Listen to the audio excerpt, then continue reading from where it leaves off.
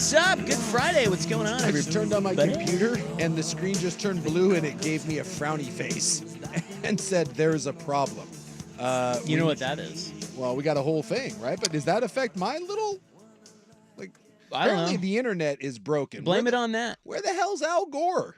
Oh, playback failure on TV. Oh no, oh no. All hell's breaking loose in here. I didn't know my computer could give me a frowny face, but it was just a big blue screen Yeah. with the like the Amazon face, but frowning at me. The blue screen reboot is a thing. Yeah. Remember that? The back blue in the screen day? of death. That's what Yeah. they call it, right? Yeah. I remember the didn't want Xbox had the circle of death. Oh, the red ring of death. The red ring of Yeah. I don't if know you, that. If you had an Xbox, you know, it was like, remember back in the day when you had to blow on the Nintendo cartridge, you know, when it would Yeah, you heat up? kind of had to clean it out. Yeah, and to maybe clean it would it work. out. I mean, it really wasn't a thing, but we tried to make it a Yeah. thing. Maybe this will help. You had to blow on Contra in order to get it to work. Well, in Xbox, there was a little ring, and depending on how the ring lit up, you were supposed to, you know, turn it off, unplug it, back, you know, all those things. But when you got the red ring, they called it the red ring of death, and that was your Xbox It's time for a new Xbox. giving you the middle finger of, Oh, yeah. yeah, we're done here. So it's over. Like, you can't. Yeah, look, I got the damn frowny Yeah, the face blue again. It basically signified like total system Yeah. failure. So completely dead. Yes. Well, at least it tells you. yeah. Yeah, it was kind of well. I mean, in one way, it You know? was devastating, but then at least you stopped trying to fix it. And by the way, wasn't it adorable, or it still is, when you think you have the ability to fix electronics? Like Well, it can't be that hard, right? Oh, yeah. Just take the motherboard out, yeah, I got this. maybe reconnect a couple wires. Before you, at least with YouTube now, you can watch someone do it and then make your feeble That's attempt. true. YouTube's very helpful. Dude, back in the day, there was just a lot of like, let me take this apart, and I have no idea what I'm doing, and I've got a new one now. Well, there are a lot of things in the world that signify death. Yeah, the red ring. The red ring and the blue screen Yeah, are like two of them. the old ring around the rosy. That was the haunting. I love how all the children rhymes back in the day were about death. Yeah, Children's stories too. the ring around the rosy was the plague. You'd get the plague or cholera. You'd get the ring around your neck, and that was you're dead. Yeah, you fall down. And 'cause they'd you're put a dead. pocket full of posies so that your rotting corpse wouldn't stink. Ashes to ashes, we all fall down. Cool song, everybody. Let's do that one for the kiddies. Hey, sorry about the terminal disease. Don't worry, we're going to stuff some flowers so you don't stink while you rot, and you'll be fine. Ashes to ashes. You should write the new one about COVID for the kids. Not going I there. loved COVID. There's only one person here that needs to write the COVID, and it ain't me. Looking right at you, Cat Daddy. You want me to write it? Well, there was some rumor going around that maybe you had another round of it. Oh, no. We didn't, because, you know, it was controversy. We didn't see you at the golf tournament. Yeah, I didn't see you. Well, there was- Were you on the south or the north? Oh, I was seen by many people. I didn't see anyone that saw you. So, you know. Well, I was there. There was some, allegedly. Believe me, Allegedly. I was there. hmm And then you were gone yesterday, and, Yeah. you know, Well, if I had COVID again, I wouldn't be here. I'll Well, tell I you love that. now that my computer, this is the 4th time it's restarted, and it just goes back to giving me the frowny face. Is this a company computer? Yeah. Yeah, see, I think it might be this whole... Yeah. What is the name of the company that screwed everything up today? CrowdStrike? Crowd- Is that what it CrowdStrike, is? yeah. What is CrowdStrike? Apparently, it's some sort of service that like every meaningful company on Earth uses, Including Odyssey, by the from way. Odyssey, 911, the airlines. I guess if you're trying to fly out a PDX, good luck. Yeah, I Jeff got Russ. some- Oh, sorry. Jeff Russ just told me that Southwest did not have an issue because it turned out that they were operating on Windows 3.0 still, and so it was Yes. so old it didn't matter. Yeah, Southwest. They got in trouble because their system is so old that it kept screwing up, and so the feds were finding them. But it turns out that system that screwed them the last couple times saved them this time Yep. because it was too antiquated. Well, it does seem that every time we upgrade something, whether it be here or in the world, Doesn't work. things get worse. Yeah. Well, I like to know Technology that the sucks. world today just went kaput. I want to go back to horse and buggy. Well, it is adorable for all our advancements. One thing can take us out. If you want to know how fragile we really are, realize that one dumbass sent out, I don't know, some sort of problematic update today, and the world stopped. Is that what it was? The guy updated it? They said it was, from my understanding, it was that they sent out a update. Yeah. And that update had either a glitch or something was wrong. I don't know if it, of course now you get your tinfoil hat on and it was sabotage and Thanks, Obama. Yeah, I don't know. It's Biden's got COVID, Trump's been shot. Now the internet is what is I don't know. Who's winning? Who's winning? What is occurring? China's building like new islands out in the middle of the Pacific. I Who's don't winning? I What don't is know. occurring? Moving to Mongolia. I tell you what, it's wild out there. It is wild. We be wildin'. There's a lot going on right now. And then I have Well- to hear from someone that it's like the worst time like to be alive ever. Oh, and then come I'm like, on. read a history book. Yeah, come on. I mean, that's Yeah, I've got some friends leaving town tonight, and everything that they're saying on their little, like you check in and Yeah. it says on time and Yeah. everything on their flight. Mhm. They're saying everything's good to go, well, we'll see. but we'll see. Yeah. I'm driving, so I'm avoiding the airlines. So I'll be motoring to Gotham on my own. I don't trust the airlines. I'm taking it into my own hands. You know where there's not anything going on? My computer? The sports world. No. I was driving in listening to my favorite afternoon, or I should say midday show, because my favorite afternoon show is this one. Yeah, midday show. My favorite midday show. Yeah, Danny and Dusty, mine too. And they were breaking down I know not of another one. Robert Griffin's 5 greatest fictional football players. What? And- yeah. Robert Griffin Jr., the Heisman Trophy winner. Or the third, as it may be. Oh, yeah, it's not junior, the third. That's right. Robert Griffin the third. My apologies to whoever the hell the junior is. The third. Yeah, he put out his list of his 5 greatest fictional football characters, and Danny and Dusty spent an hour talking about their 5 favorite fictional football players. And I was like, that's where you know that the sports day is it's a little thin. It So- must be mid-July. What's your top 10 then, Suk? Because clearly you've done more on this than they have. Oh yeah, this is right up my Fictional? And how high is Rudy on that list? Yeah, Fan I mean, he's real, but is he? Fan Man had Rudy number 1, and had I been in studio, I would have slapped him. I would have. I heard them talking when I was driving in about FCS versus FBS versus Division 3. Where all the schools are located. Yeah. Yeah, it's one of those days. It was an exciting convo. I almost swerved off the road, And again, lot going on right now. grabbing my phone to call in. in the world of sports. I know, look, it's the dog days, Yeah, so we meander. yeah, I love these kind of shows. absolutely. I mean, we're not pressed for anything. Now, You're not pressed for should I anything. troubleshoot because this is Let's now party. the 7th time. No, What I, an exciting time. I think you should stop resetting it. You've got bigger issues. There's- Unless you want to hit it hard, like maybe hit it. I was thinking about dumping some liquid on it, maybe cursing at it. I did see a thing today. Every now and then something comes across my timeline and it just rings so true to me. And it was made for me. And it was someone's wife who was filming the husband underneath the sink. And it said, does anyone else's husband, while he's fixing things, does he have conversations to himself while he just swears at himself? And I was like, I've never felt more seen in Yeah. my entire life. Of course. Yes. I thought everybody did that. Yeah, absolutely.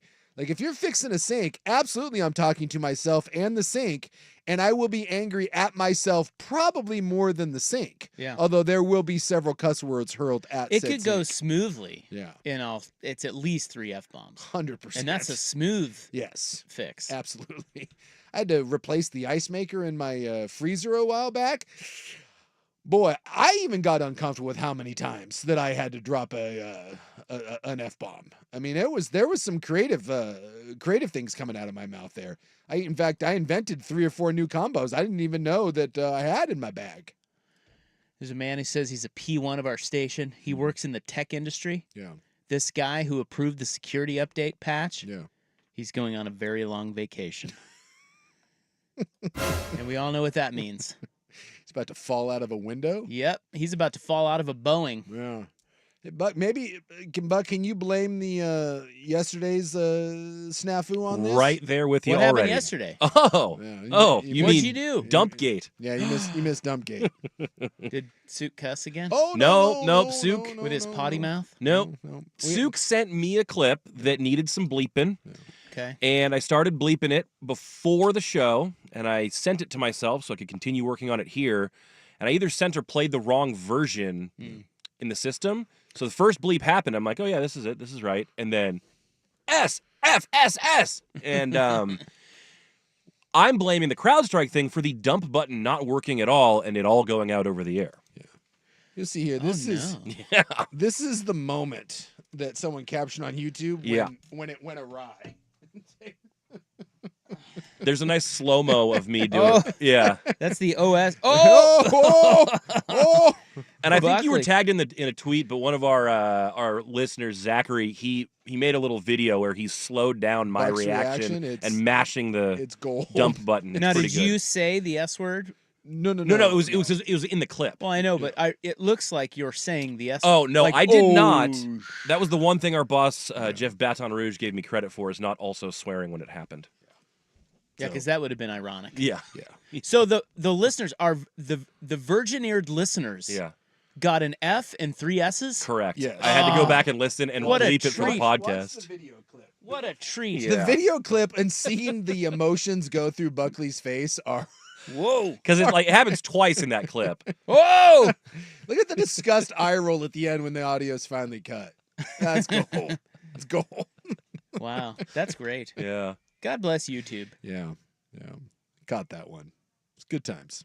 Good times. Well, that's why you tune in. You never know what's going to happen. Yeah, you That's never right. know. It's Might always a catch roller some- coaster. Cool, Slow day yesterday too, but we still managed to get in some Kobe Bryant cursing. Yeah, we did. Some childhood friend of Kobe It Bryant. was Kobe Bryant. That Yeah. Kobe Bryant's childhood friend who was calling Kobe Bryant a piece of An F and Why? POS because He's dead. That didn't- was the whole point. Yeah. Was this human piece of garbage?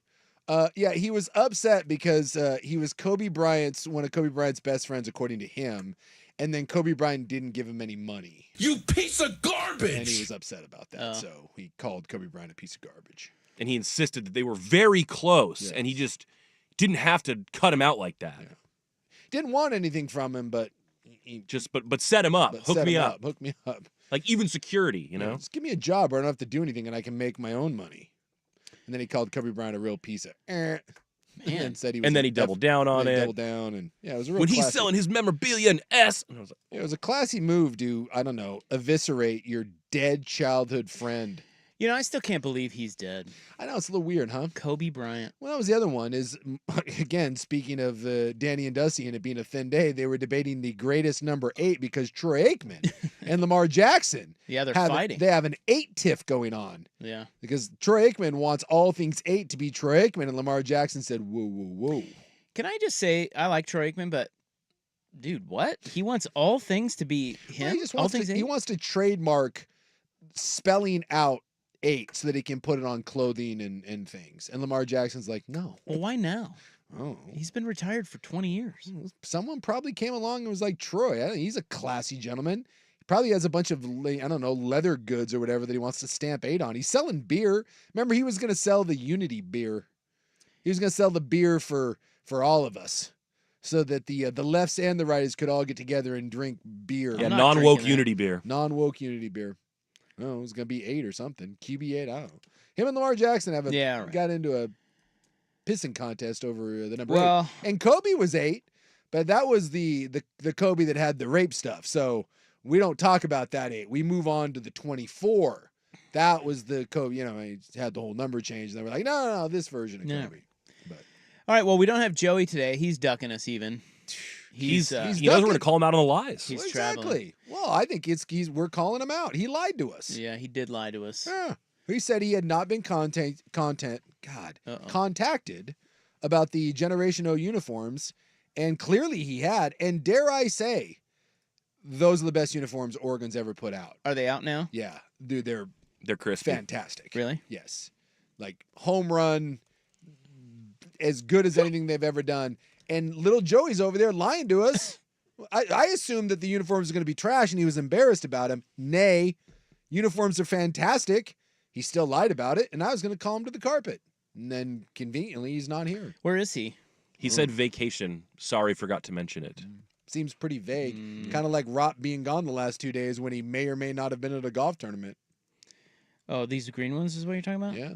Are they called the The gang Gangreens? Yeah. So they did like a hybrid of Joey's with the Oh. old gangrene. Yeah. They look really good. I And then they've got love the new those. sleek duck on the shoulders Yeah, too. it's- It kind of combines 3 different eras, and it looks really good. It's It's a home I run. love those colors. Yeah. Yes. That's what Suk was saying too. That green. That's the green. That's the They Oregon green right there. should. We're 'Cause all in agreement there. The problem is with Oregon is you got 19 different shades of green. I understand you do all the different colors, but God, pick a green. That one Can pops. I, and that's the green that you should go with. Not to, well, it's a meandering type exactly. of show, but let's just kick this up. Yeah, Can I make a controversial uniform statement? absolutely you can. I believe that if black is not in your color scheme, Mhm. you should never wear black.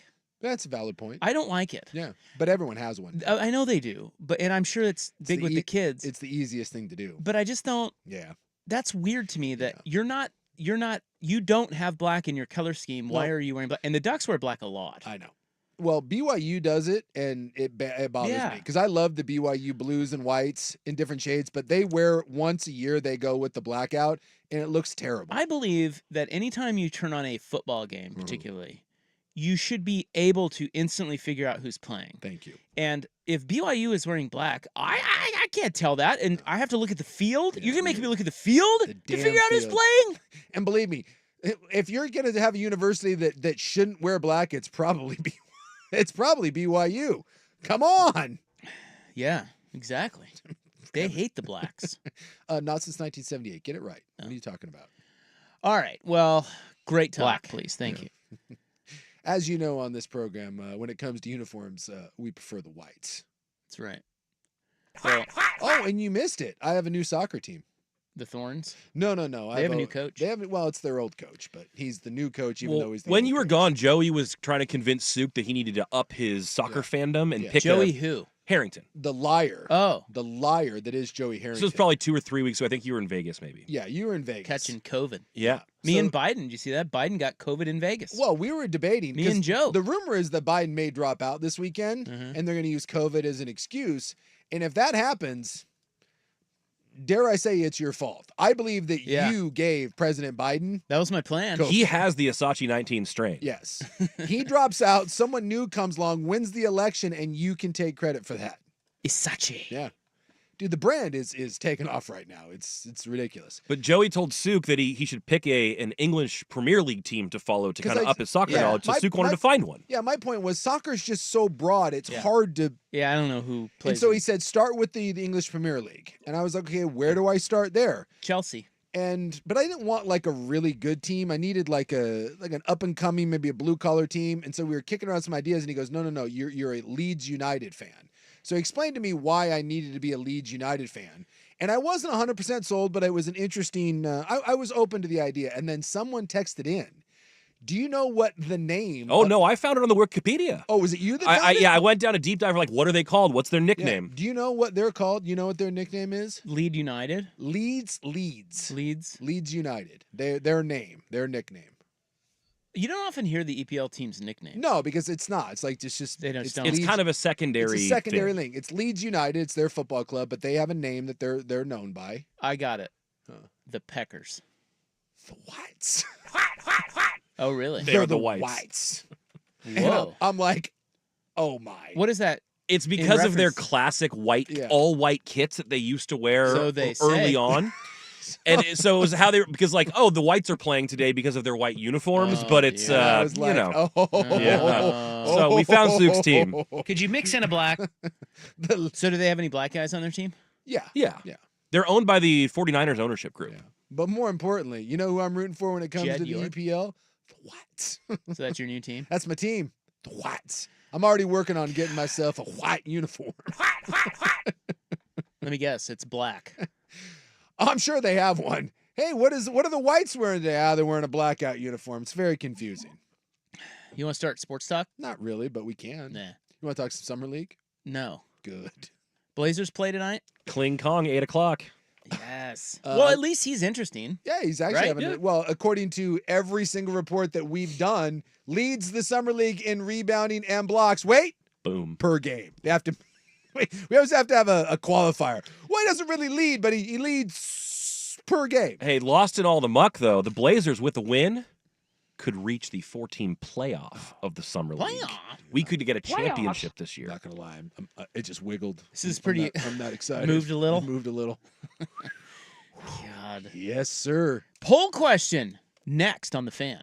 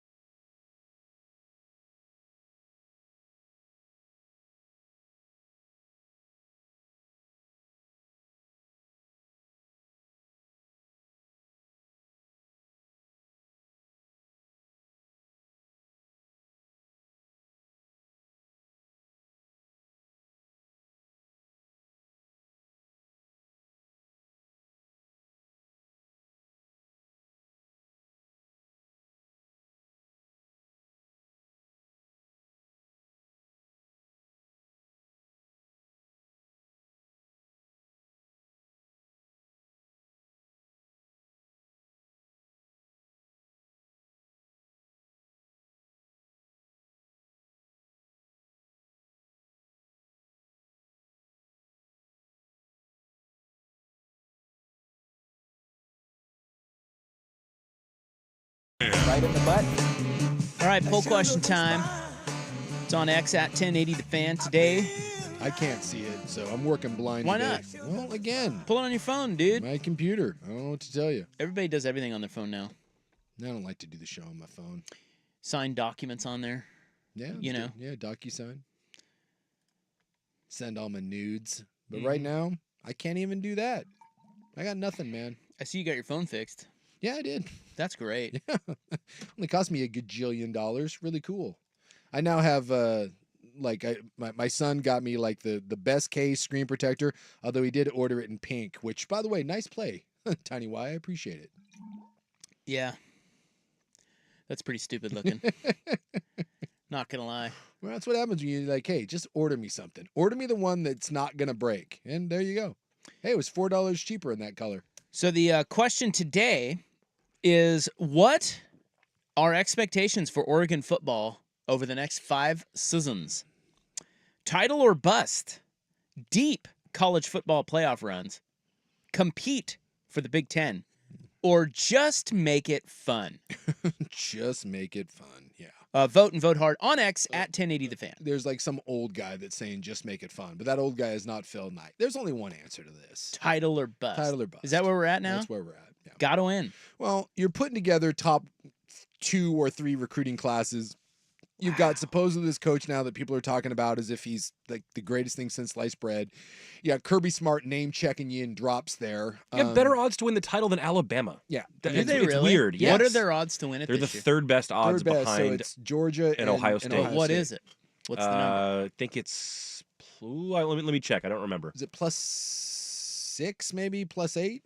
I thought it was like +850, but I'll double check. I think we were talking about this. I think it's about the same as like the 49ers or like the Baltimore Ravens in the NFL. I mean, that's where you're at. So Wow. when you're getting put in that sort of odds company, like if you ask the Niners or the Ravens, like over the next 5 years, Super Bowl or bust, you've reached that point. And when you recruit like this, you know, and this has been true for the last couple seasons, you just haven't beat the team. There's really only 1 or 2 games on your schedule that you should really scare you. And it's a little different now that you're in the Big Ten. But when you look at Oregon's schedule, the only teams that athletically should really scare you, and that means like basically as long as you show up and play your game, you're winning 10 games. To a man, you should be better than everyone you play, Yes, except for 2 games. except for Michigan and except for Ohio State. They have the 4th best odds now. Texas just snuck ahead of Whoa. them, +800. So 8-1 odds for the Ducks to Okay, title. get this. So the Ducks right now are +800 to win the college football playoff. Yes. You can get Xander Schauffele +1,000 Yeah. to win the Open right now. Yeah. After 2 rounds, he's 6 shots back. But I mean, which would you? I'm like, I don't know. Maybe this is why I like golf betting. Is some of these odds are you got good odds. well, they're long. Yeah. It's like that's not a bad bet. Well, Plus no, 1,000. But Oregon to win the title +850. I don't like that number. That's not a. I'm gonna pull this up because I don't like them as a favorite. I like them as I don't think anyone wants to be the favorite. well. So you said what was it, Buck? +800. Plus 850. No, it's just 800 now. 800. Got So even shorter. you are somewhere right now in just to put that in perspective with the NFL, you are between the Niners and the Ravens. So Kansas City's Okay. the favorite at +550, San Francisco at 650, and then the Ravens are at 9. So you are Okay. squarely in between. You're the So, Niners and Baltimore. Are you? I will give you 3 bets. Yeah. You can place all of your life savings on Oregon to win the championship Yeah. at +850. Mhm. The Ravens to win the Super Bowl at +900. Yeah. Or Xander Schauffele at +1,000 to win this I tournament. ain't touching Xander Schauffele. I'm gonna put my money on the Ravens, I'd put it on the Ducks. and just this year, right? Or you're going? Yeah, I'm just talking about this. No, I'll take. yeah. I'll take the Ravens. Those 3 bets are for this. I'll take the Ravens. Alright. I mean, I look, see. I'm betting on Schauffele in that instance. are you? Yeah, I mean they're all long shots. Yeah. But there's just less that he has to do that. Did you already lay Shoffley? I always take Schauffele. No, I meant like, did you bet him live? No, I haven't bet him live. I bet him. Oh, pre-tournament. because his odds were better before the tournament. Yeah. See, this is where I go with golf. Anytime you're betting in golf, like you're betting wrong. You just are. Yeah. Golf is the ultimate nut cruncher, which is why those odds are always so funky. You want to talk about things that can happen. I mean, my God, you had a gust from the wind. And by the way, you can't even control your own fate. They were getting smoked out there today. Oh, God, they had 30 to 45 mile an hour wind gusts. I mean, some of that stuff is downright silly. Do you see that par 5 that everyone's struggling with is on pace to be the worst scoring par 5 in the last 20 years of majors? Really? Yeah. What hole? 16? Not 16. No, I'll They're pull it up. eagling It was no, I think it's on the front. And there's the whatever it is, what do they call the bunker there? The old circle of hell. Well, Yeah, that's it's the postage stamp green with the coffin bunker. Yeah, the coffin bunker, That's where 8. you hit it out and it just rolls right back to you. Yeah. I mean, some of that stuff is just it's silly. So I will, if you gave me the chance to bet on elite teams or elite golfers, I'll bet on elite teams. The 6th hole, Isaac, the par 5 6th. Yeah. Okay. So I look at Baltimore and I still can't believe that they lost last year, and they should have won despite having, quite frankly, the world's worst game plan, which, do you know, to this day, no one has explained that. There's not one person on that staff that has come out and give a reasonable explanation for that game plan. Blows my mind. And they still almost won. Who is the OC? Todd Monken, right? Monken, Yeah. that's right. Or From is it Georgia? Jeff Monken? Yeah. Jeff or Todd? I don't remember. I thought it was Todd. One of them is the Army coach, and the other one, there you got your Munkins. I think it's I think it's Todd. I think it's Todd. Todd. Yeah, I it's think Jeff Todd. is the Army coach. It's the damnedest thing. And then if Flowers doesn't fumble, it may not matter. Well, you know, the year before, you remember what happened to them the year before? I thought Lamar was hurt the year He before. was, and they still almost beat Cincinnati. Yeah. Tyrod Taylor fumbled on the goal line. Yeah. You remember that? I mean, like, they've been really close. Baltimore's knocking on the door that you lose your coordinator now, and but I just, if you're giving me those three, I'll take a team with a 2-time MVP that's been knocking on the door, that's as good as anyone. Whereas I'm not touching golf, and as much as I like Oregon, and I think this is the best Oregon team, depth-wise that we've seen, I'm not certain if there's star power on this team. You have a brand new quarterback who's a proven guy, but it is a new year, a new system. I think depending on what they end up doing up front, there is potentially 7 transfer starters on the defense. There's going to be 10 of them that play, but possibly 7 starters, including basically your entire secondary. And even though those are all good players, that scares me a little bit that there's no continuity there. And I don't know, it just, and as much as I like Dan Lanning, again, I get every Husky fan that will shout to the heavens that we sit here and crown Dan Lanning, and his best win is probably against Utah. So, yeah, for me, Oregon, there's a little bit of a prove it, whereas with Baltimore, I got a 2-time MVP. I've got the 3rd best coach in the NFL, 4th, maybe, the most underrated coach. So I'll take Baltimore. I see all those reasons. The only reason I would pick the Ducks is I think they have fewer good teams to get through. Sure. Yeah, they only have. And because Baltimore has all that experience and the infrastructure in spades, Oregon might have that. We don't know, but I think that they have a tough, an easier road than the Ravens. Well, and this is a weird year too, in that even if let's say you get drilled by Ohio State, whatever, as long as you take care of business. How about this? You could lose to Ohio State and lose to UW, or lose to Ohio State and Wisconsin, whatever, and you're still in the playoff. As long as you win 2 of your 4, let's assume that you don't get nicked off by an also ran, right? So you got 4 games that you would look at on your schedule if you're a Duck fan. You're like, all right. One of them, obviously, Ohio State, and that's at home. The other one, Michigan on the road. You got Camp Randall on the road, and then I think you got UW at home, if I'm not mistaken. And UW, by the way, ain't supposed to be that good this year, but it's UW. It's a rivalry game. I think Fish is a good coach, so I'll throw that one in there as just kind of like, yeah, there. You got 4 of those. You win 2 of those, just 2, and you've got a really, really good chance. With as high as you're ranked, as long as those losses aren't just drubbings, like where you get embarrassed, dude, you're gonna be one of the top 12 teams in the country. So then you just have to have it rolling by the end of the season. Yeah. Well, but then you have to win Then 4. you gotta win. Right? Yes. Don't you have to win 4 to win it all? Unless you're one of the top Unless you're 4 one and you of get the a top bye. 4, you get a bye. So Oregon would have to, to win. Dude, that's a lot. It is a lot. That is tough. Yes, it is, which is again why I said, well, but Baltimore would still, you got to win the Okay, same. here's the thing. Would you rather have Oregon?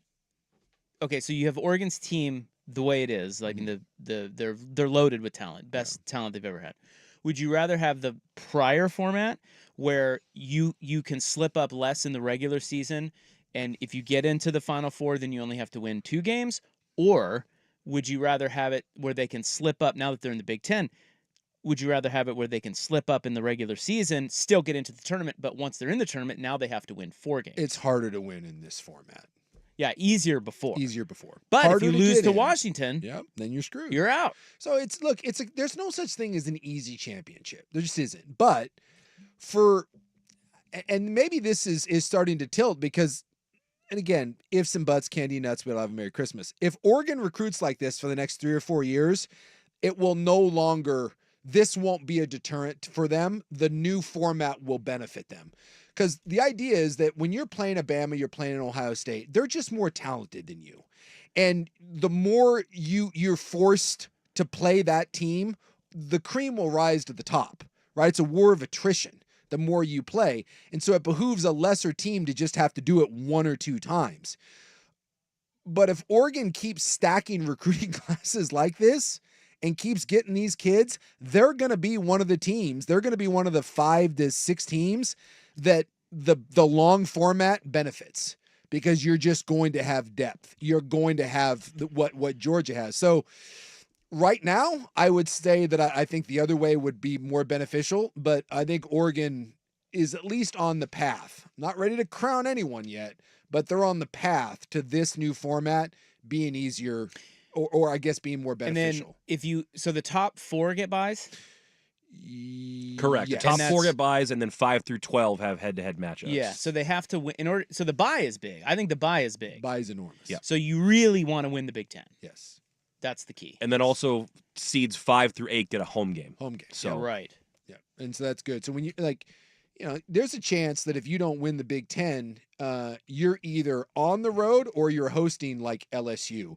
And trust me, you want to be at home hosting LSU or Bama as opposed to going to their Man. place to play. This is going to be so fun. I have a follow-up question on this, but real quick, on X, at 1080 The Fan, the daily poll question is, what are expectations for Oregon football over the next 5 seasons? Title or bust, deep college football playoff runs, compete for the Big Ten title, or just make it fun? Vote hard. We'll be back, follow up on this, wrap up the conversation. But first, Buck with SportsCenter. This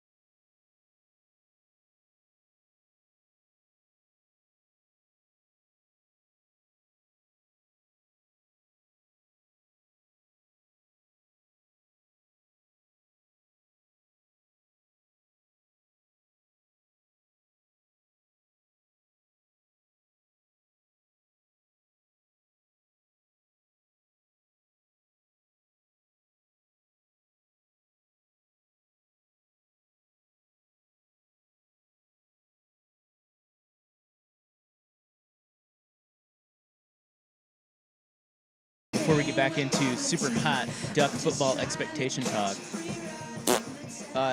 We are seeing way more of Derek Jeter post-retirement than I ever thought we would. Yeah, you thought he'd be one of those guys that just slipped away. Yeah. Well, he did the Marlins thing. Well, I know. Yeah. But he's on TV and he's doing American Family commercials and he's broadcasting. The Marlins thing didn't work out that well. So, well, what else you gonna not do? if you ask him.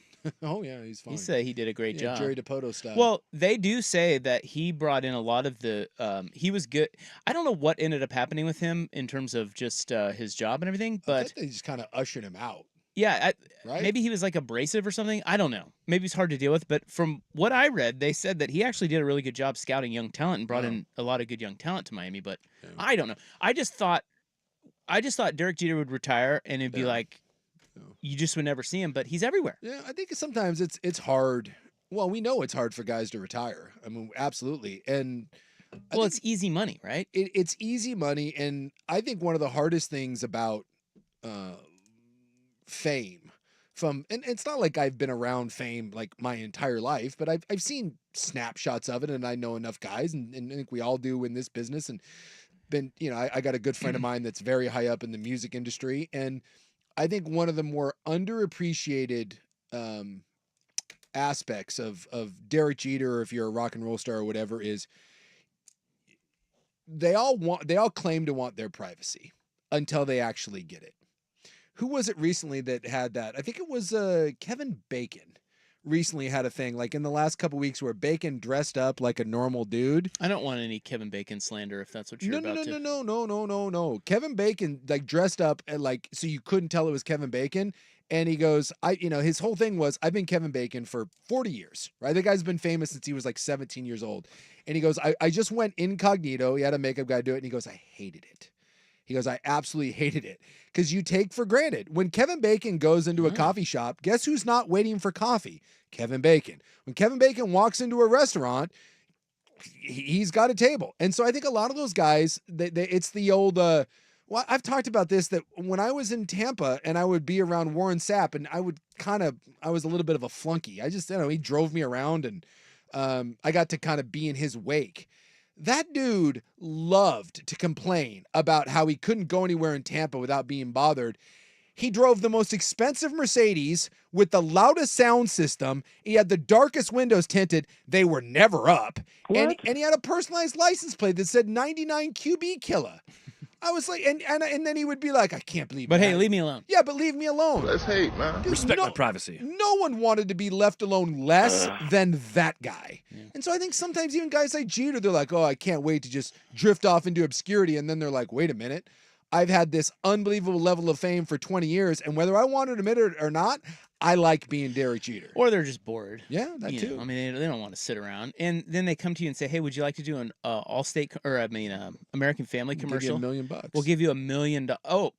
I have to show up and shoot for one day? Yeah, no problem. Yeah, and it's too good of money. And there's a bunch of pretty interns that'll, be around you and be like, oh, Mr. Jeter, oh, you're great. Yeah, you can sexually harass them. There you go. Very few people can pull a Timmy Duncan. Actually, you can't. Strike that from the record. You're not allowed to do that. Not according to someone. But a lot of men someone said that you believe that you should. Someone said when you're famous, you can do whatever you want. All right. So anyway, Jeter, whatever. Yeah. Let's take a break, and when we come back, we're talking about expectations for Oregon, and I think it's just the idea that Oregon football is in this realm of win a title or it's a disappointment. That's kind of crazy, huh? Is wild. Yeah. It's really wild. Yeah. But it's fun. Yes. It's really fun. Yeah. But you're right. I'm with you. I think they got to win one. Well, yeah. I mean, they got to win one. At this point. But I have a couple questions about this. Well, we can answer those questions because we've got hours to go. Things that may hold them. Well, not necessarily things that hold them back, but just, I don't know. I guess we were talking about it through the prism of other bets, other long shot bets, like Xander to win the Open or Ravens to win the Super Bowl. But that's the thing, they're not even a long shot bet anymore. Well, but it's still 850. That's a hard bet to hit. Sure. I'm saying, of course, they're better or worse odds than a lot of the others, but it's still not. Yeah. Like that. What are the odds of a plus 850 bet hitting? Yeah. Like the percentage is not high. Sure. So it's still a long shot bet. It's just, there's something about me that does not trust the Ducks. I don't know why. I just don't. 'Cause you haven't seen it. I guess that's what it is. I think or that's a big part of it. maybe it's just the idea that something bad's going to happen. Well, why would you trust it? I guess that's my question. Well, Why because they're would so you? talented. Well, Because I mean, in college, I think what you're saying is in college football. Look, if you're this talented, we've seen it. Talent wins out yes. as long as you have good coaching, which Oregon does, and you stay relatively healthy. Mhm. You are going to win 95% of your games. It's going to come down to the two matchups, like where you play teams that are as talented or more talented than you. That's Ohio State and Yep. maybe Michigan or whoever they play in the college football playoff.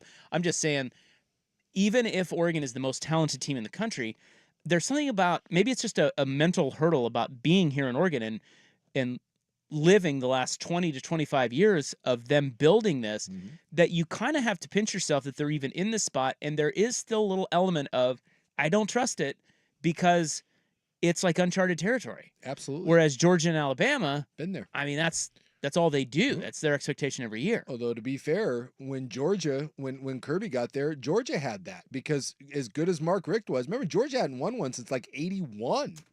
You know, there's an element of that even at Georgia, it was Well- like, well, man, because they couldn't get by Alabama, and Clemson had that too, and you know, it's Well, and Alabama didn't have it until they got Saban. Yeah, Well, but I mean, they did, they but did. not really. Yeah, I mean, they went through some down years. oh, absolutely, they went through the Mike Price, And Texas the kind of Mike has Price it. weeks. Yeah, Mike Price days. Yeah. Texas has it. Ohio State has it, where it's like kind of every year. But there aren't many schools in that realm, man. And Oregon very being in few. that realm is really wild. And I just, And somewhere UW fan is laughing Yes. at him, being like, "Yeah, beat us first." yeah, I just think and I that get that. I see like a scenario where they get into a UW game or I think so. The a difference, college football playoff game and something goes wrong or a Well, bad call here. Or the difference is, I was, one of my dear friends is a diehard Husky. He went there, wife went there, kid went there, loves him. And last year, they got to the brink of a national title, and he knew going into that game that this was, I'm not gonna say it was a one-off, but they knew that this was an opportunity, Well, and yeah. and they're not going to come around. Whereas I think even he would admit, we've had this conversation, and it pisses him off, but it feels like UW had a moment, right? And you see that Virginia Tech all those years ago with Michael Vick had a moment. You see teams, Auburn with Cam Newton had a moment, and they took advantage of theirs. You have moments where it feels like more when Clemson or Georgia was building theirs. That wasn't a moment. You're building. There's foundations being laid. It's an extended And it feels window. like Oregon had their moments when they had the two, but they've continued to build, and they've been through the rocky times and the coaching changes. And it really feels like a real solid foundation. And now they're, Yeah. It feels a little different. It's not like, oh my God, if we don't get there in a year or two, it's not going to happen. Until Lanning leaves for Alabama and all his players follow him. That would certainly be something. We've already wrote that off, right? Well, Like it's not possible. Well, for right now. I don't say never. I don't either. Yeah. Not in college football. But he does seem pretty committed. All right. We'll wrap up that combo next. 351 on the Fan. Hey, what's up? It's Rob for Window Nation back on the air, and I got to tell you about Window.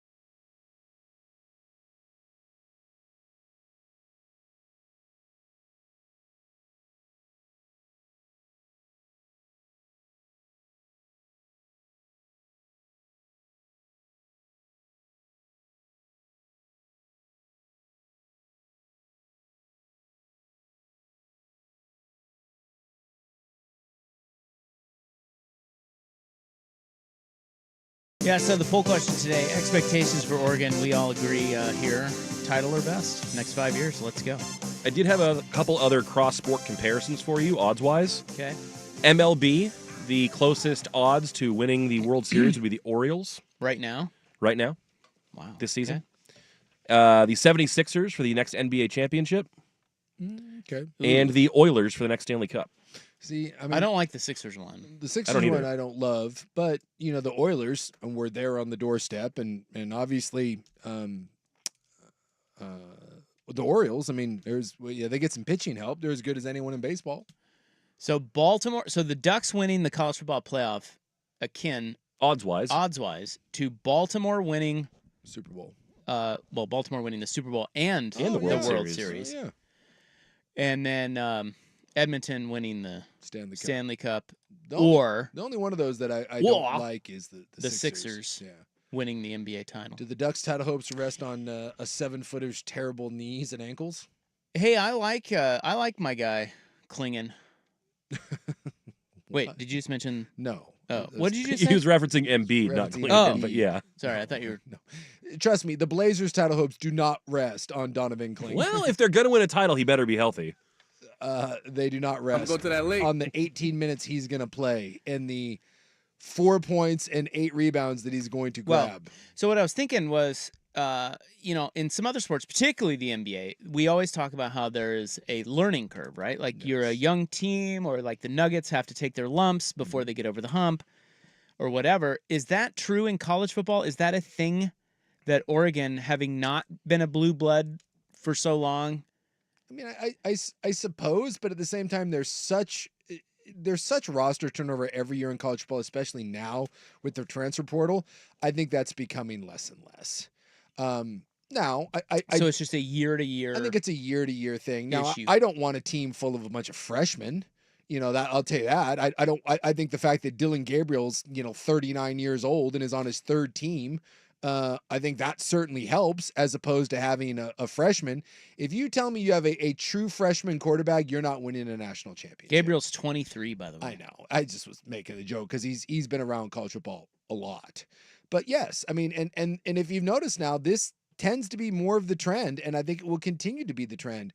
I think the days of turning your team over to the Johnny Manziels and the Jameis Winstons as freshmen and saying, hey, we're going to take our lumps and we're going to grow with this guy. I think for the title teams, I think those are less and less. You look at a lot of these teams now, they've won titles with transfer quarterbacks. And I think when you think that when Dylan Gabriel goes, obviously you now brought in Dante Moore and he's going to be the guy, you would think. But if Dante Moore is not the guy, I promise you, Oregon's not going to turn to a freshman. They're going to go out and find the next guy that was a star at, I don't know, the star quarterback at Purdue or the star quarterback at Maryland, and they're going to go out and get and find him because that's the one position. I think you can be young at some places. I don't necessarily think you can be young at quarterback. So if Oregon, let's say Oregon gets down to the nitty. The nitty. The nitty-gritty or to the natty? No, the nitty gritty. The Okay. nitty natty? And they are playing Mm-hmm. Georgia or Bama, Sure. maybe even Ohio State again. Texas? They could play Ohio State, by the way, 3 times this year, hypothetically. Yeah, they could. Yeah, regular season, Big Ten championship, and then No, let's just What? say Georgia and Alabama. Okay. playoff. Or maybe even just Georgia. Let's just keep it to Georgia. Are you Sure. betting Oregon? Like No. exactly. No. And that's my only point. My only point is, man, when push comes to shove, you get in that big game against that team that's been there.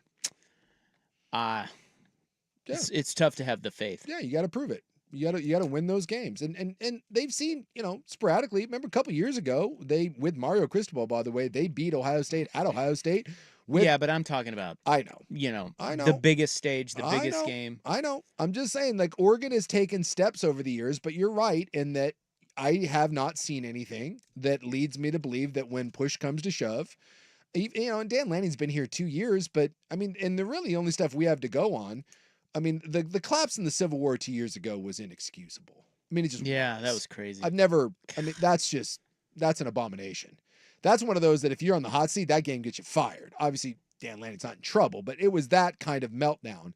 And then, in 3 games, you've been on the doorstep against Washington. And, whether you want to call it, players not making enough plays, or certainly you can point to Dan Lanning's coaching decisions and say that every one of those games was winnable and you let every one of those go down your leg. So I think it is absolutely fair to say that even in a game like with UW, you've got something to prove, let alone playing the Alabamas or the Georgias of the world. I just think that's a big 100%. difference between taking Oregon in our betting scenario here as opposed to taking the Ravens.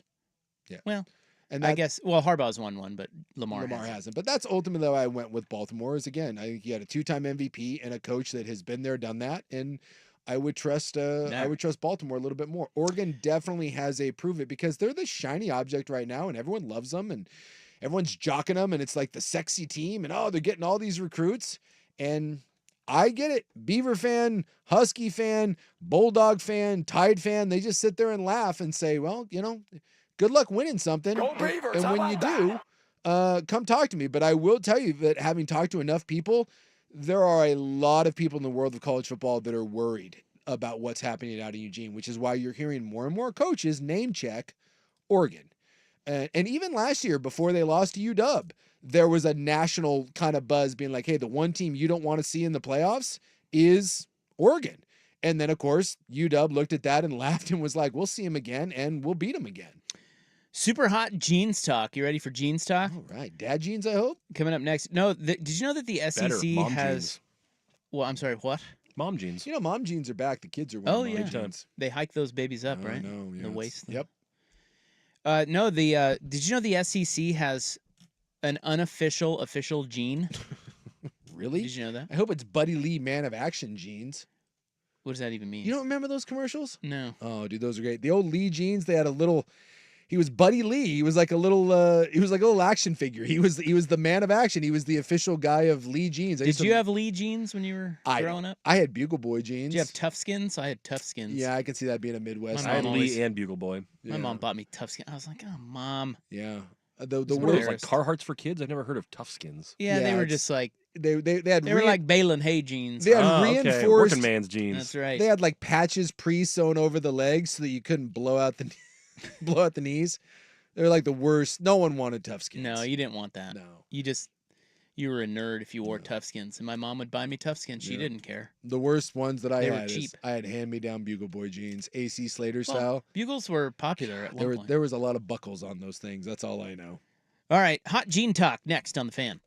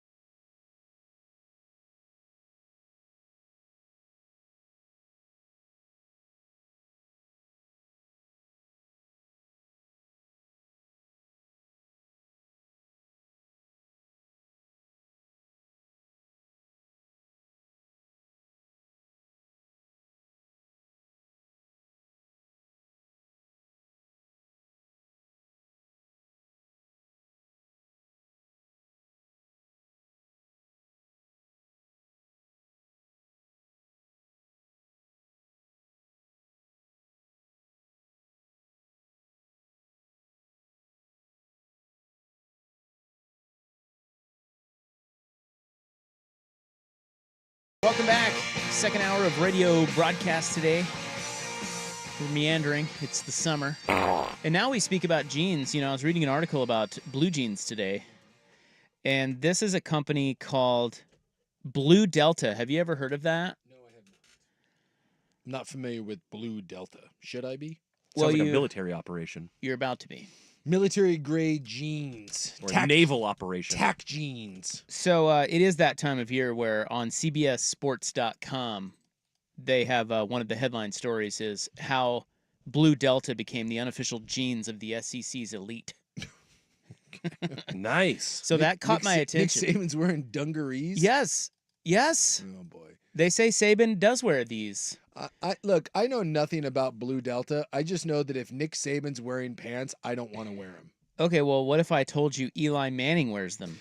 That's not helping. Nicole Kidman wears them. Oh! Dak Prescott. Oh! Morgan Freeman? Well, now You're too good for the pants that Morgan Freeman dons? Now I stand corrected. Greg Sankey? I don't think I want a piece of any of those people's fashion that you just mentioned. Really? Not a single one, I don't think. Well, it's kind of a weird deal. Okay, so I was reading this story and it's... Now I got to look up Blue Delta jeans. Yeah, look them up and see what you think of them. I don't think they look very good.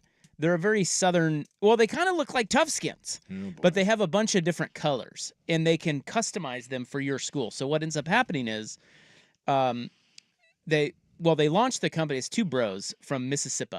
Oh, they're raw denim. Yeah. Oh, yeah. And they launched the company back in 2011, and all they did was lose money until...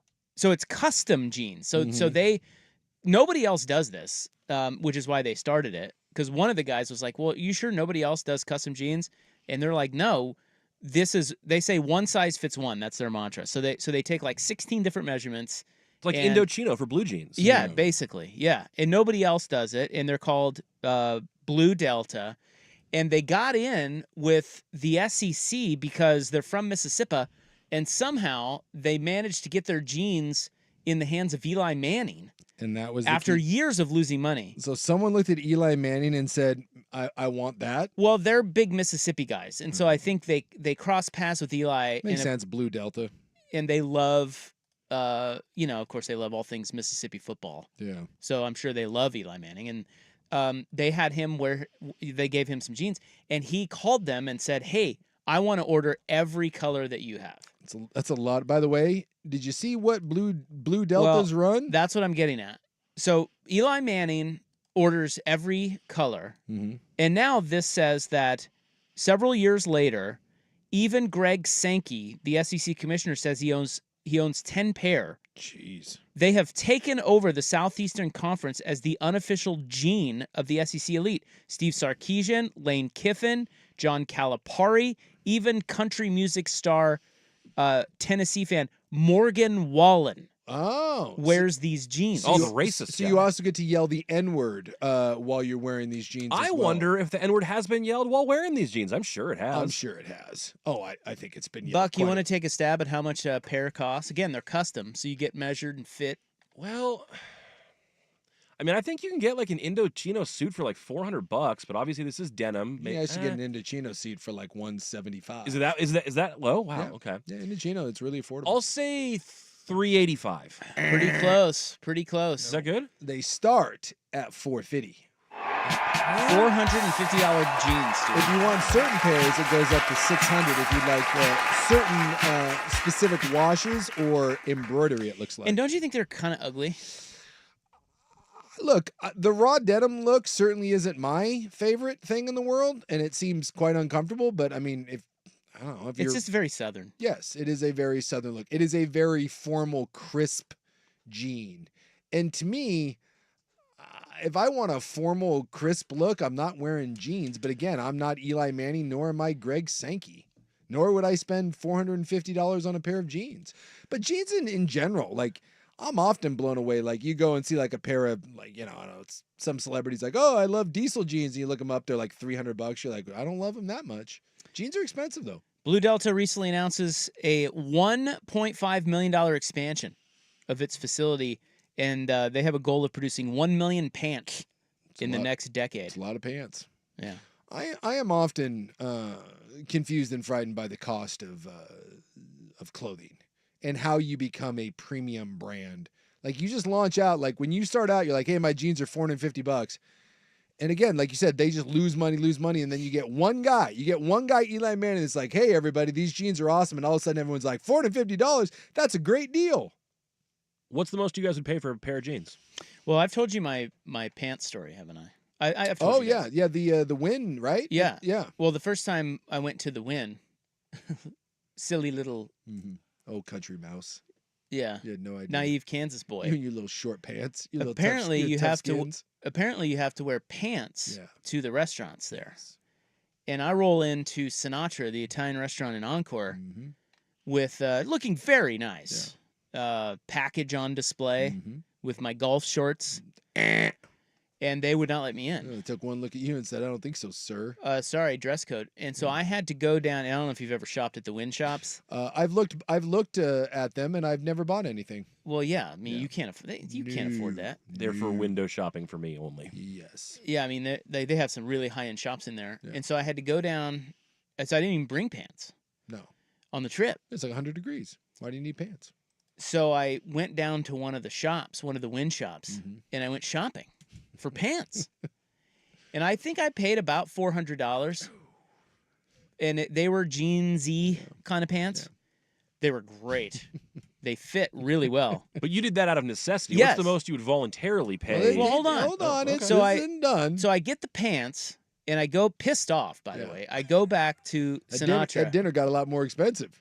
And the veal cutlet will not be ordered. I see a guy in a Beavis and Butthead shirt and jeans. Boy, that would piss me off. And he waltzes right in. That would make me. That would ruffle some feathers. So of course I'm not gonna say anything. I got these pants, and I told my wife I sit down to dinner. I'm saying something. I said, if we win money, I'm keeping these damn pants. These are the most comfortable pants I've ever put on my body. But you didn't win money. I had to return the pants. Yeah. So I kept the pants in my room for the trip. Yeah. Thinking, hey, if I win a bunch of money, this is nothing. I'm going to keep these awesome pants. But again, how nervous were you about spilling spaghetti sauce on those pants? Oh, very nervous, yeah. So I definitely covered it. Napkin, lap, let's go. I think I was freeballing too. Oh, boy. I did that too. So you had to return some expensive pants with your ball sack all up in them? I think that's right.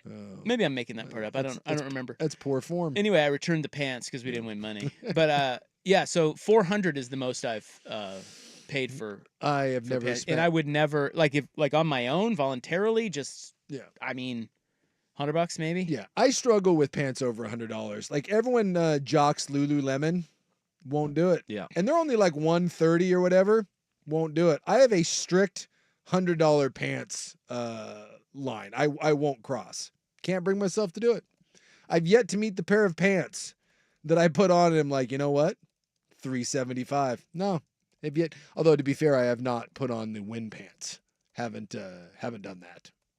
Every now and then, you'll be at like Nordstrom or whatever, and you see a pair of pants. You're like, oh, these look really nice. You look at the price tag. You're like, nope. Yeah. Well, I mean, there's a lot of good pant technology now. Yeah. I mean, you don't have to pay a ton for. I don't think you have to. For good pants. Yeah. Are you still miffed about the Beavis and Butthead guy? I would be. Yeah. That would bother me. Yeah, it pissed me off. Yeah. The arbitrary rules are ridiculous. There needs to be some sort of, again, it's a common sense rule. I get it. You don't want my short pants out there, but at the same time, don't let the guy in the Who's Farted t-shirt in as well. Yeah, letter of the law, spirit well, of the here's law. what I Let's do, be though. Reasonable. I do respect holding to a dress code. Dress code. Yeah. I respect that. Yeah. You know, there's some restaurants now, this is a trend, that they are not letting young people into their restaurant. Have you noticed this? Have you read about this? Define young. Under 21. Like you cannot eat there. Oh, well, I mean, because they're like, you dress like slobs, you act like idiots, you don't tip, you're out of here. Yeah. And I think that's great. There's a Mexican joint here in town that does that. They don't let the youth in. It is 21 and over. That and yeah, I can see that. I just think there's that for me is my buddy belongs to a country club and I hate the stupid tuck rule. Drives me crazy. Yeah, now that I'm with you. That is a real rub. You should be able to have your shirt untucked. Because if I right now I'm wearing a collared shirt, button up, nice shirt. And but a lot of if I am a big fan of the short sleeve button up. It is my go-to summer shirt of choice. I actually think it's more comfortable than t-shirts. A lot of great fabrics out there, a lot of great manufacturers, big fan. This is to your point. So, but this shirt is not meant to be tucked in. It hits right at my belt line. Most of them, fashion-wise, are made to not be tucked in. So I literally can't tuck this shirt in. If I did, it would just come out the moment I moved. It is not meant to be tucked in. The last 2 inches of the shirt aren't even buttoned. Like, it's just, you can't tuck it in. Got to get an old man polo.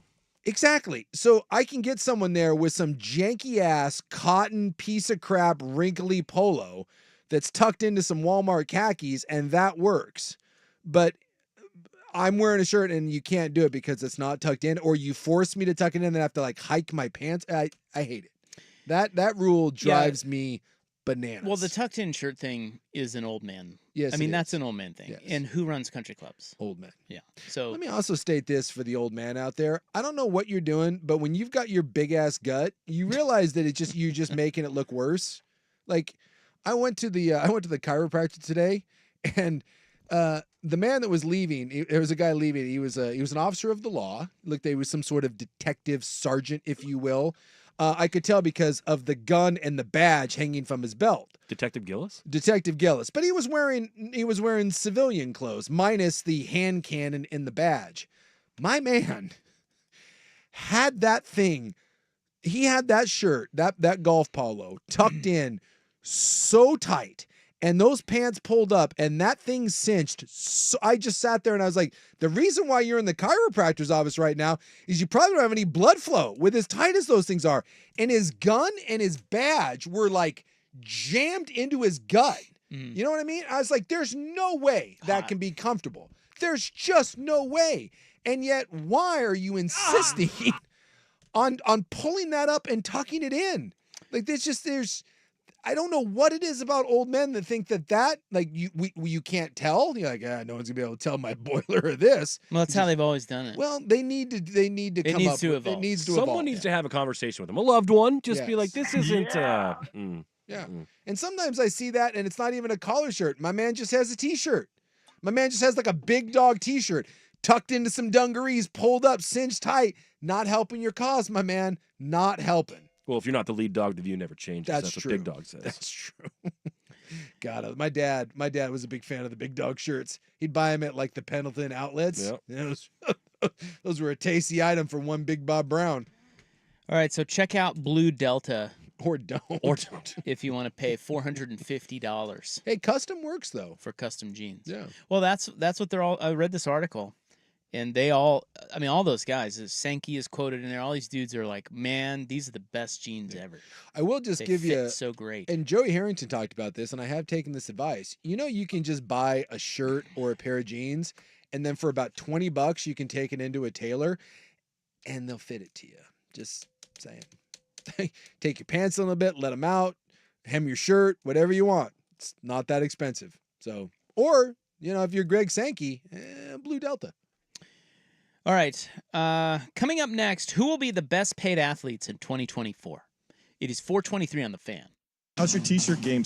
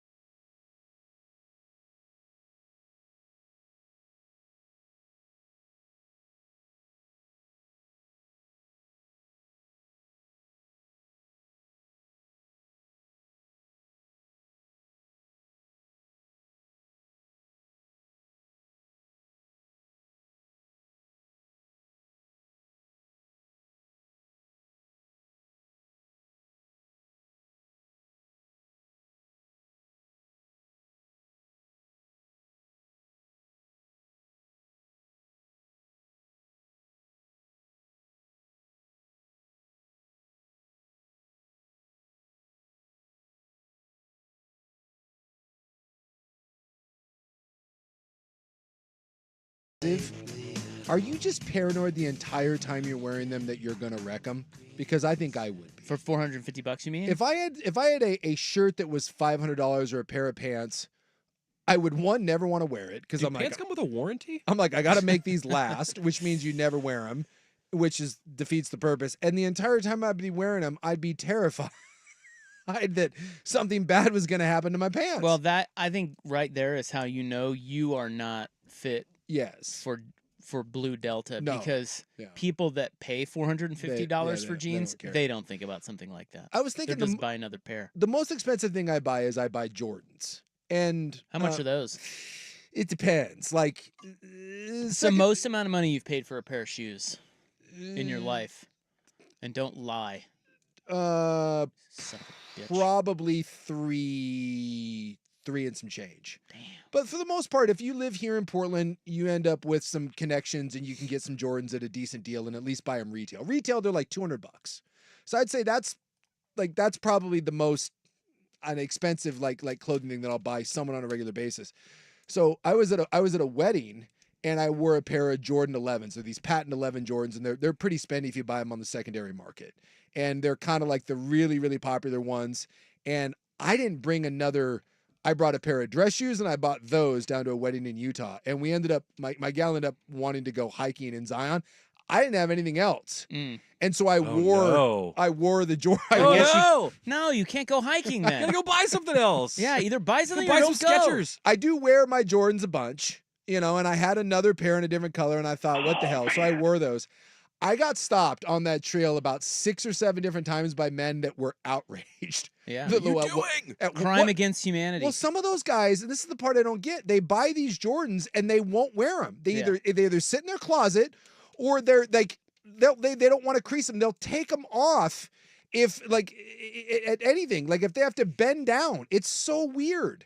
And I'm like, what's the point of having a shoe if you can't wear it? Aren't they for resale though, or But then collection? I don't know. I wear mine. If I buy it, I wear it. I wear them all the time. And that way, when like those ones that I wore hiking, I transitioned out of those. And you're like, all right, I beat them up a little bit, but like I never understood the point of having clothing that you can't wear. But I think if I had a pair of Blue Delta jeans, I would be panicked that I would I would spill something on them. Like the other day, I was smoking a cigar and maybe I'd had a little too much to drink, and I burned a hole in a nice shirt. Yeah, Pissed me off. I've done that a million Yeah, times. burned a big old hole right in the bottom. I was like, I love this shirt. I'm like, son of a gun. Now imagine if that's a $500 shirt. My evening ruined. Yeah, But if you're Eli Well- Manning, it's not ruined. he didn't care. No, he didn't give a rip. He'll just call somebody and order 10 more. Exactly. That's what rich people do. I know. That ain't you, bro. No, this is why you don't spend, even if you love a shirt or a pair of pants, don't spend that money because you'll end up being a prisoner to that article of clothing. Somebody texting us that Big Dog is still around. I'm on their website. No, they are not. Yes, bigdogs.com.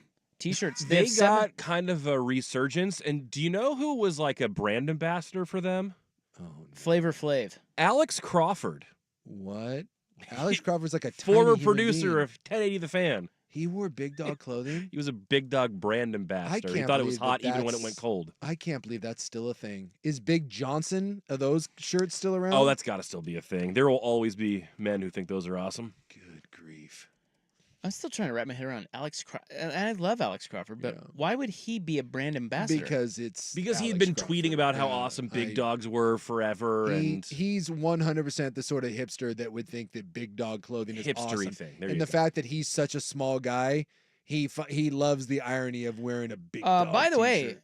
well, okay, first of all, We're first down things rabbit first. holes. Yes, Big Dog T-shirts has 744 products on their website, bigdogs.com. 744? Yes. That is How many of those are depressing. T-shirts? I think they're all T-shirts. I think that's all they do. Wow. Yeah, They used to make shorts too. I need to know if they have anyone 16 pages of T-shirts. I need to know if any of our listeners are indeed Big Dog clothing wearers, because if so, I need some photographic proof. I haven't seen a Big Dog shirt probably since my dad passed away. And in other news, BigJohnson.com is alive and well.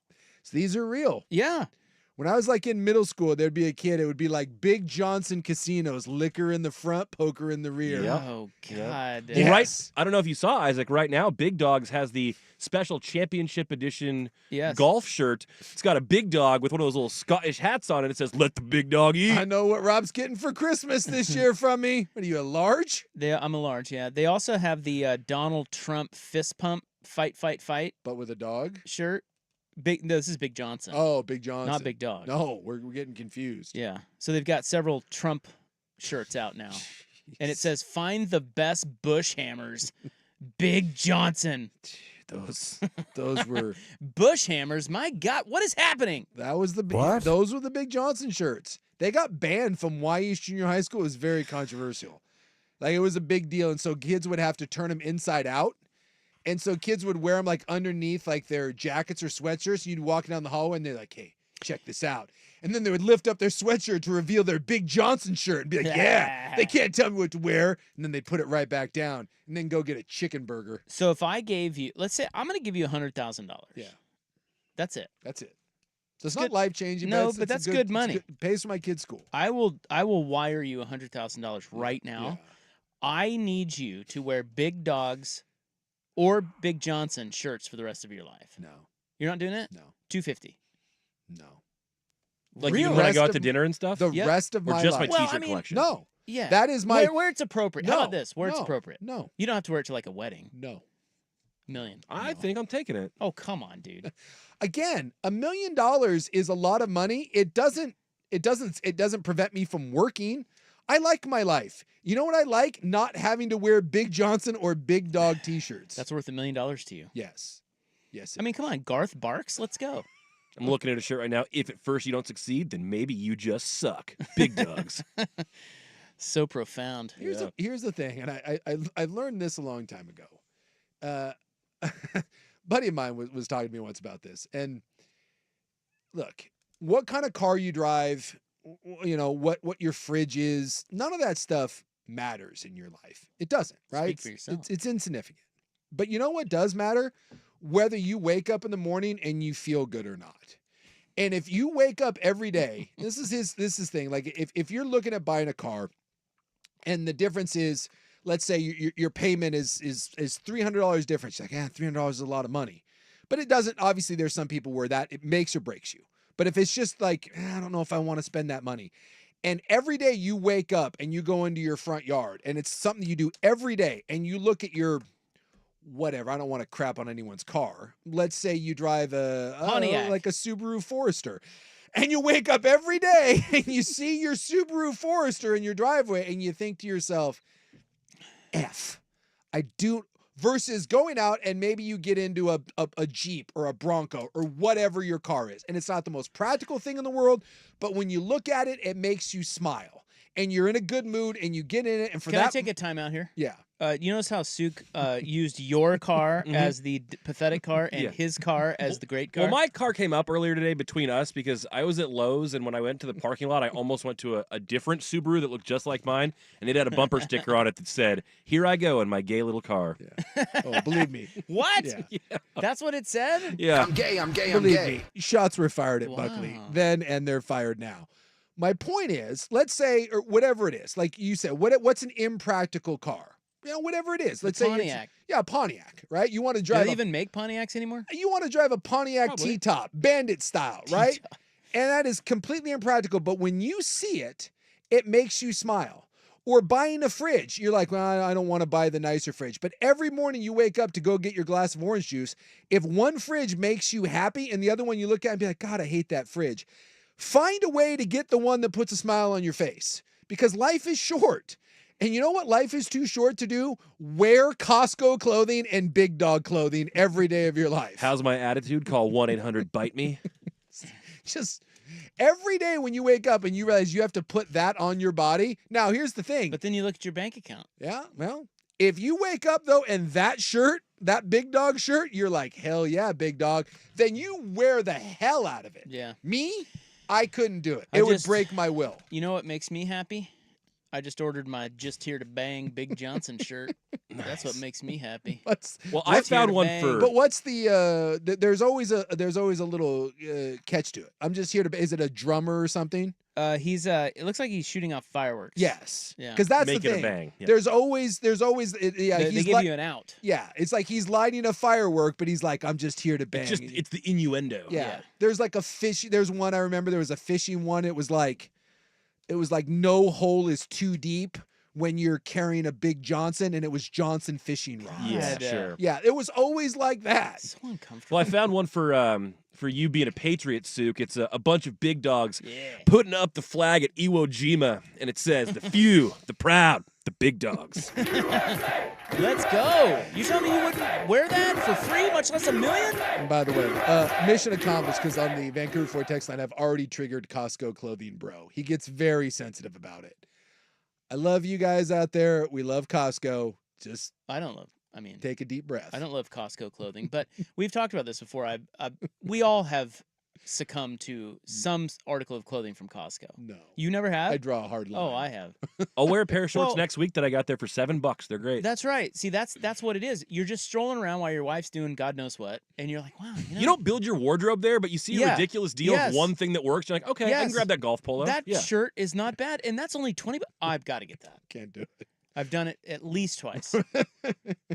Every time I say that, though, just kind of tongue in cheek, Costco bro gets very quarter zip Costco guy. What are you talking about? Gets very like, oh, like what you wear is so great. You're like, easy Costco man. Well, you know what it means when someone gets so a defensive. little defensive. You know what that means. Oh yeah, they know. They Probably a little know. truth They there. know. There's truth. They know.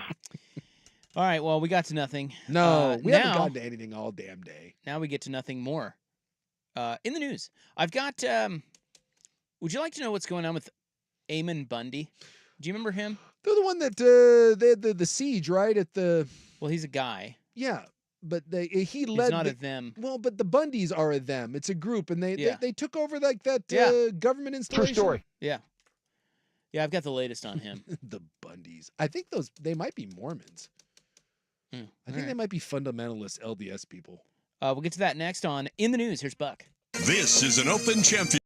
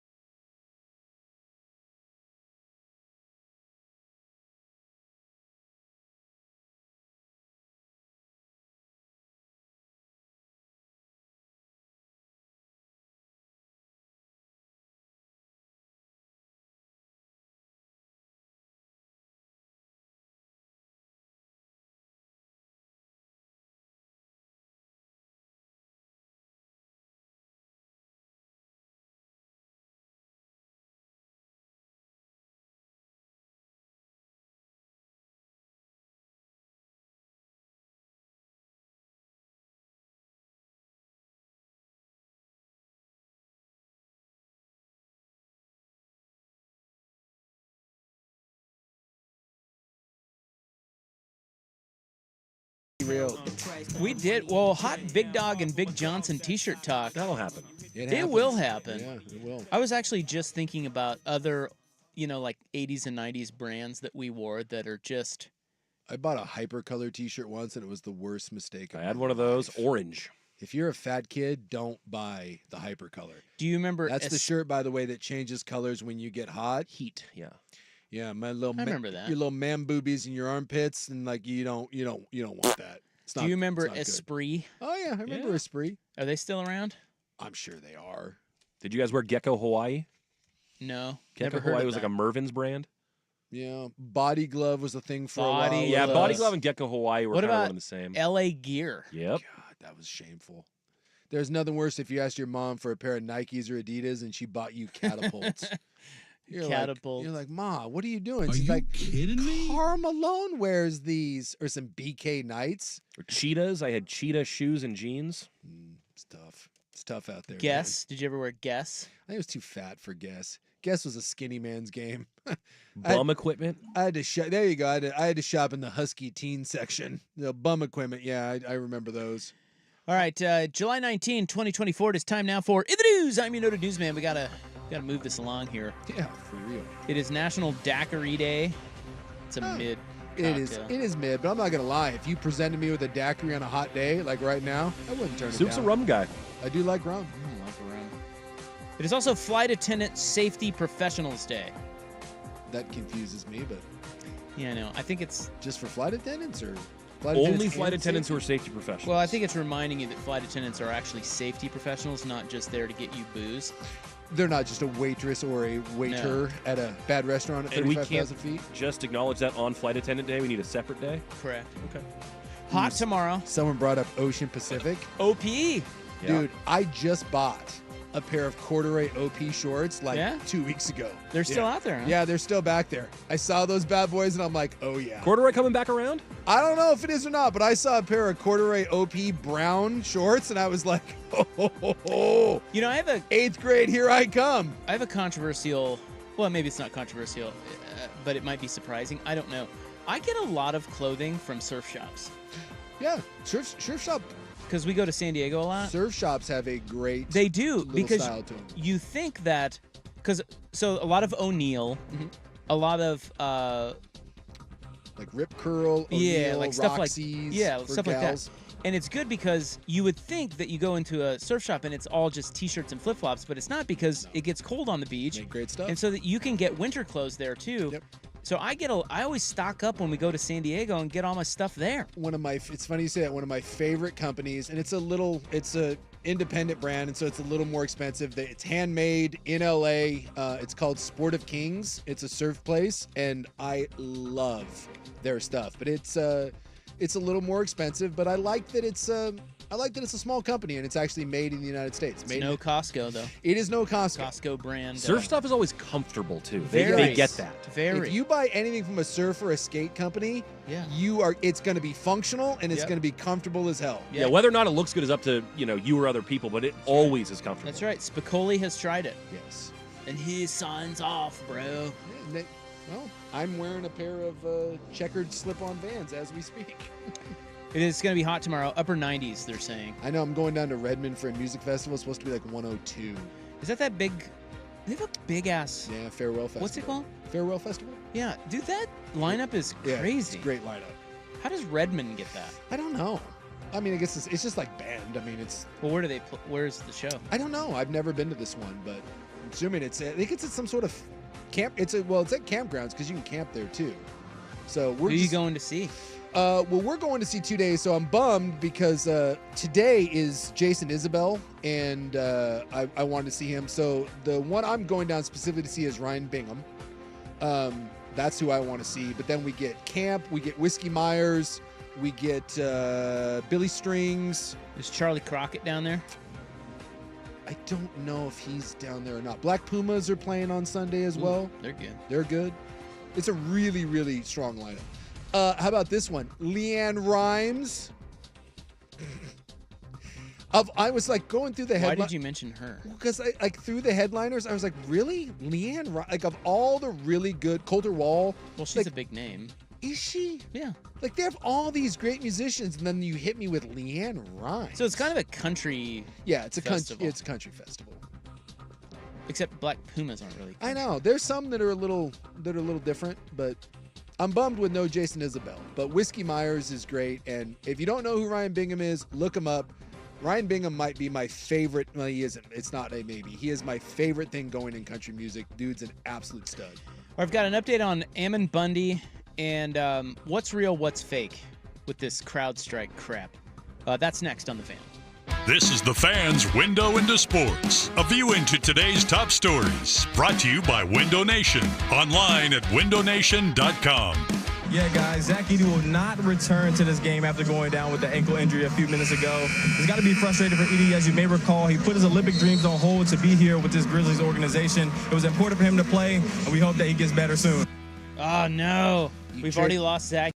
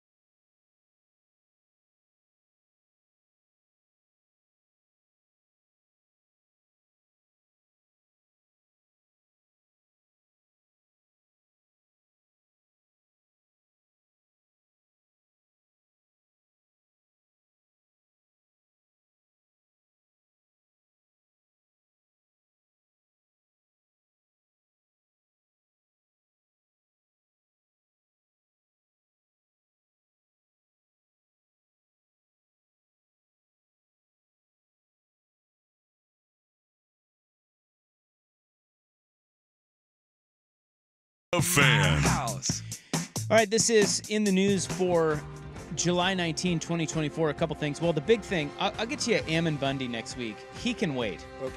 The big news today was this CrowdStrike mess. Yeah, the entire world broke. Is that what it's called? CrowdStrike? CrowdStrike. It's CrowdStrike, yes. Yeah. So My computer still doesn't work. there's a photo of a man. So CrowdStrike, I don't. This is not something I'm terribly interested in, but apparently That CrowdStrike noise is so good. CrowdStrike is the a paragraph like, is a company that a lot of companies use, including Odyssey, Airline, everyone. I mean, it's like enormous. a cybersecurity company or something? Yes, it's a cybersecurity company that provides software to companies around the world, and To protect their stuff? yeah, this and like high level stuff. So this is everything from like police, hospitals, airlines. I mean, they're a huge deal, obviously. So it had it put out an update, and the update had a bug, and it crashed everything, and flights everywhere, including PDX, were delayed and canceled, and it was a damn mess today. Yeah. Well, there's a photo going around of a man claiming to be responsible for the outage, where he's standing in front of the CrowdStrike, like looks like the front of their headquarters, and he is saying, first day at CrowdStrike had to send out the new update. He says, first day at CrowdStrike, push a little update and taking the afternoon off. And then he's got a peace sign, and he looks like just some Costco bro. Well, someone's in trouble. That is fake. Yes. So it is not real. People think that's been circulating, that is the guy responsible. That is not real. Someone is responsible, and someone's about to get their ass fired or shoved down an elevator shaft, Putin style. The other thing that is fake is there was the photo of the Las Vegas Sphere going blue screen. That is fake. That did not happen. My computer, though, went blue screen and gave me the frowny face, and now we don't know what to do about it. But this happened when stuff like this happens, it is crazy. They a couple weeks back, a software that all the auto dealers across the country use, same thing, just went out, and it stopped working for like 3 days, and so like every auto dealer in the country basically couldn't make a deal, couldn't use a computer. We had this a number of years ago. Remember when our system went down? I mean, when someone hacks into you or you get a bug or something, it is shocking. It's trouble. How easy it is to bring massive parts of society to their knees. Yeah, and some of these people just do it for fun. Yeah, other people do it for ransom, and this one may have just been a whoops, screwed up. So they are out of Austin, CrowdStrike, and they were founded in 2011. They've made a name for themselves as one of the top firms providing protection. Its customers include 298 Fortune 500 companies, 8 out of the top 10 financial service firms, 7 of the top 10 manufacturers, 6 of the top 10 healthcare providers, and 8 of the top 10 food and beverage companies. This guy says he works Vancouver Ford text line and worked for UPS, and our was all effed up this morning. Yeah. So a lot of people couldn't work today. Yep. They just took the day off. Yep. Maybe day drank. I don't know. It's like, what do you do? That's what one of our texters said they were doing. Sat home to day drink. There's nothing you can do when this stuff goes on. I mean, you just sit there and you're like, well, all right. When this happened with the car companies, my buddy said that they had just had a big like grease board, and they were writing down deals and like writing out hand contracts. He goes, dude, this is like back from like when I first started, like 1982. Like remember, like, I used to have to like make carbon copies of everything. I mean, it was just, that's I was trying to explain to the kids the other day that we used to have to print directions. Oh yeah, MapQuest, baby. And it wouldn't all come on the first page, so you have to you get the first left and right on the first page, and you have to go to page 2. Those were magical days, man. I remember the first time I drove to school, when I drove to BYU. It was me, like a 1982 Ford Thunderbird, and like 6 pages of MapQuest directions stapled together. Let's go. And some mixtapes, some Big Sook's Butter Jams, volumes 1 through 6. That's the best part. Let's do it. So they're saying it's fixed. I don't know. They said they sent out a fix to the bug shortly after, and it fixed a lot of computers. But what it was a boot loop, and you experienced it here when you booted your computer today. Yep. So basically, if you're a Windows user, the boot loop, it starts up, but then it doesn't finish starting up, and so the restart process just loops. I'm still in the boot loop. I texted our IT guy an hour and a half ago, and so far he has not responded. Yeah, he's day drinking somewhere.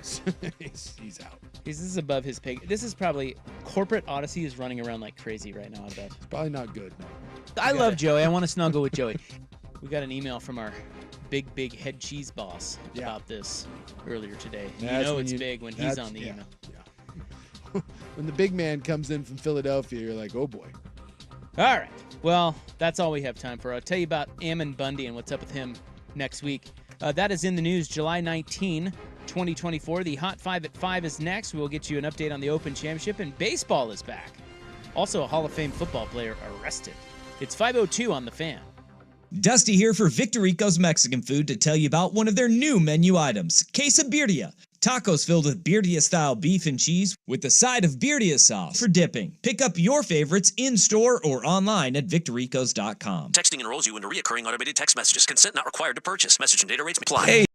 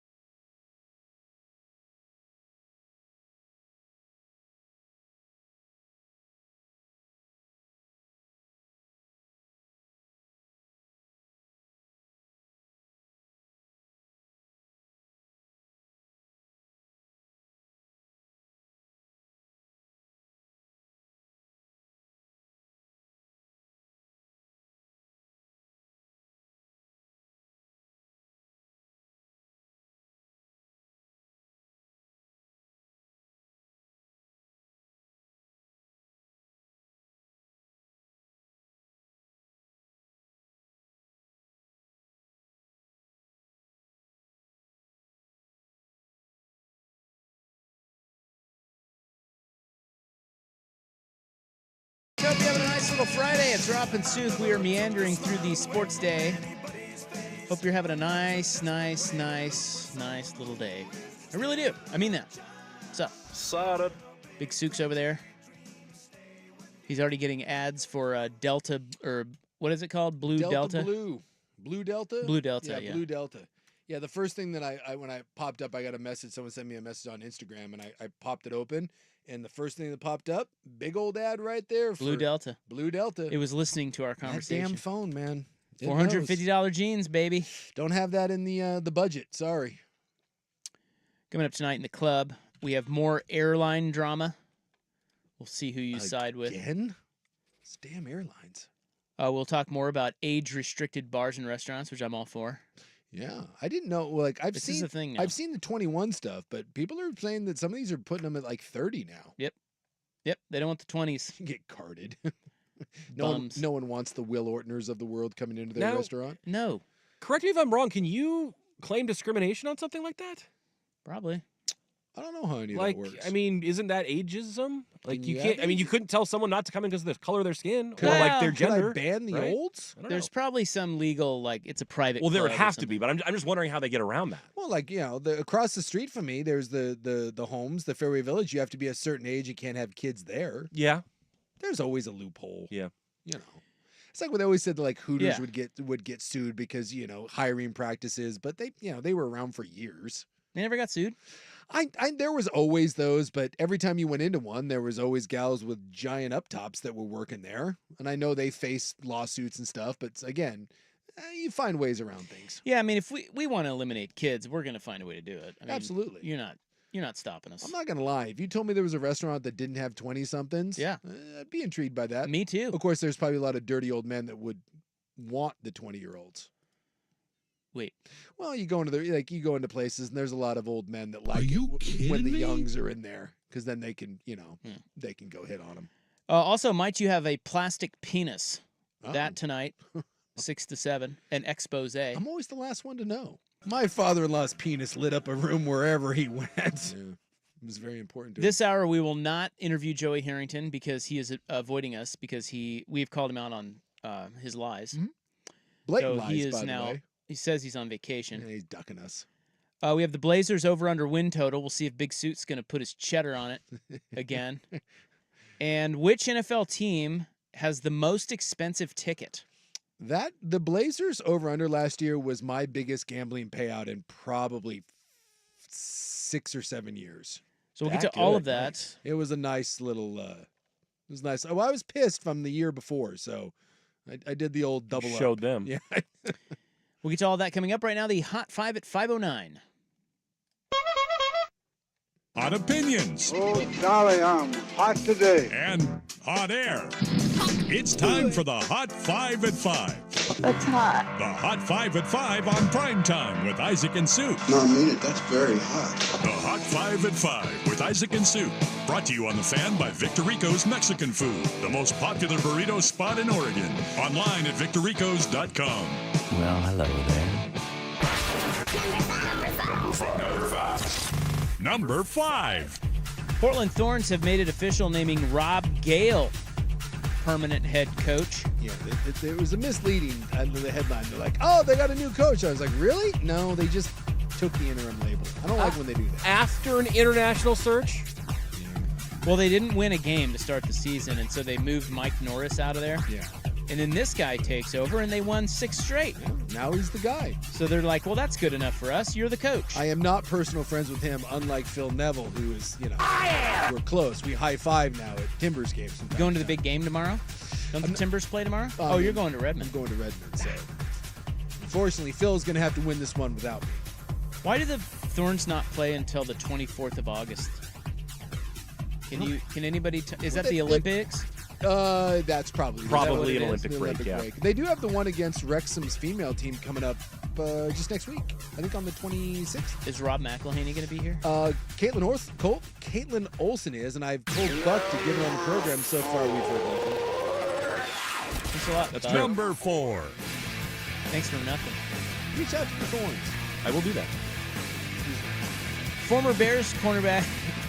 Did you I'll catch do that? Did you catch that? Yeah. What? That's like when your wife asked you to do something. You're like, yeah. Yeah, yeah. I know what that meant. Come on. That was the most dismissive. I said I'll that. do it, and I'll do it.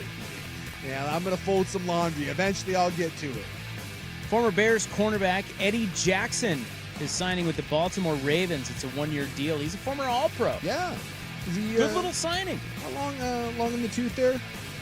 I don't know. I'll look it up for you. I would, but my computer, Yeah, I got you. I got the boot meat. Looks like he is 30. Okay, still got some good years left. Will pair nicely with Kyle Hamilton, who I'm obsessed with. Sure, you should. Dude, that guy's so That good. guy is really, really stinking good. Those damn Notre Damers.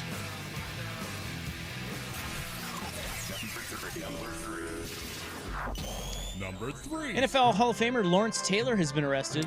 Again.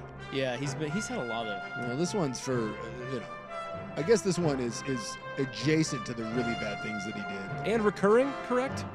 Oh What? yeah. A recurring issue for him, not doing the thing he's supposed to do? He was arrested. So this is in Florida. It's a felony warrant. Yeah.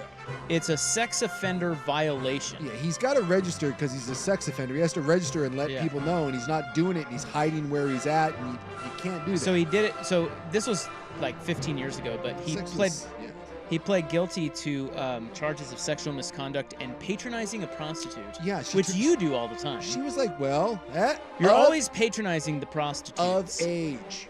Yeah, this girl was 16. He said he thought she was 19, but he had to register for that. And now he's not, I don't know. He's not registered. He's violating his registry. When you're a sex offender, you have to let people know where you're living, where you're going, stay away from schools and whatnot. Lawrence Taylor's not doing that. So he thinks he can do whatever he wants. Lawrence Taylor is state for the record, he's a bad dude. He's the best defensive player to ever play in the NFL. And he is a horrid to the core, rotten human being. He just is. Hey, Major League Baseball's back. I know, the Mets are getting their ass kicked right now by the Marlins. Adley Rutschman just hit a home run for the O's, my O's. They were playing Texas. Mariners begin the post-All-Star break schedule. They are up 1 game on the Astros in the AOS. It should be a fun little race down the stretch here. Houston is in Seattle tonight. It's the first of 3. Hunter Brown, Luis Castillo. It's funny because the Mariners have had the Astros number. They took 3 or 4 earlier, and I think they've won I want to say since that playoff drubbing, I think they've won. It's like 13 of the last 16 against the Astros. Yeah, suck it, Astros. Yeah, big one though. I mean, they damn near. Well, I mean, they blew a 9. They blew 9 of the 10-game lead that they had. It was up to 10. It was up to 10. They had a 10-game lead. Currently, the Yankees lead the Rays 4-0 in the 4th, and the Marlins are beating the Mets 4-0 in the 4th. See, the Rays got a new ballpark too. Did they? Yeah, I didn't see that. Well, I guess there's one. Where are they going to put it? They're going to put it. Where was it? It's part of like a $6 billion city project that they're doing. Number 1.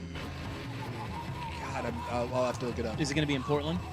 No, it will not. But yeah, it passed like the city vote. Now it just has to pass one more like council vote. But they're saying that's kind of a foregone. So they're conclusion. staying, huh? Yeah. My Rays. Your Rays are staying. Many notables missed the cut at the Open Championship. Oh yeah. The wind kicked up today. It was carnage out there. Tiger Woods, Rory McIlroy, Bryson DeChambeau, Tommy Fleetwood, Victor Hovland, Tony Finau, Ludwig Oberg, all going home.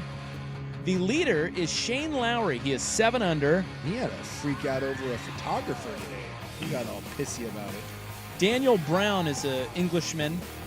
And then Justin Rose, also an Englishman.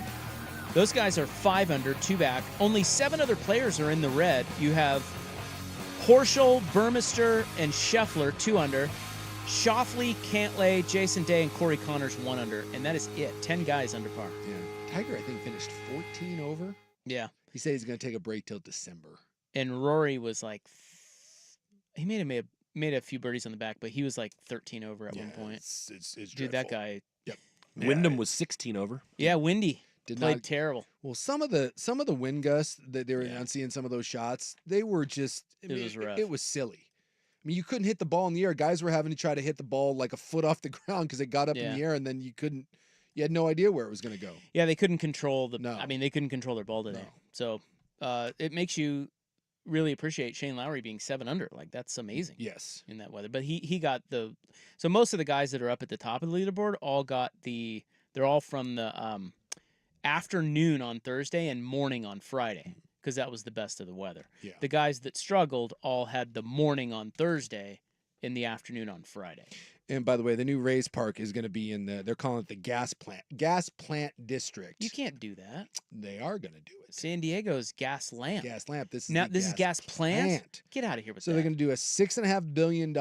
They're basically going to rebuild downtown St. Petersburg, and they're going to put in a Black History Museum. They're going to do a bunch of housing. This is going to be a monster project that they're going to do, and then the Rays will squeeze in a ballpark. I thought they always said that it was a mistake to put the Rays in St. Pete. Well, why aren't they in Tampa? Because this is where St. Pete, I guess St. Pete is where they got the money and the approval to do it. So it's so going they're going in. to continue to not draw fans, even though they're pretty good, or at least. I think the hope is that now with a $1.3 billion ballpark, and it does say it's going to be a fixed roof. So 2028 is when it plans. I can't believe they're not going to do an open. that just seems silly to me, but All right. maybe it'll be a nice one, kind of like SoFi, where it's a fixed roof, but maybe it's kind of more open air. They got to do something because the Tropicana, it's the worst stadium in all of sports. The Hot 5 at 5 is brought to you by Victor Rico's Mexican Food, the most popular burrito spot in Oregon. Order now at victorricos.com. The Blazers over-under win total is out. Will Suk be betting it? It is 5:17 on the Fan. Everyone's talking about the big man. Clinging now, coming. Oh, the big man rising to the occasion. Is the Block Lobster the steal of the draft? Feels like we've got a defensive stalwart.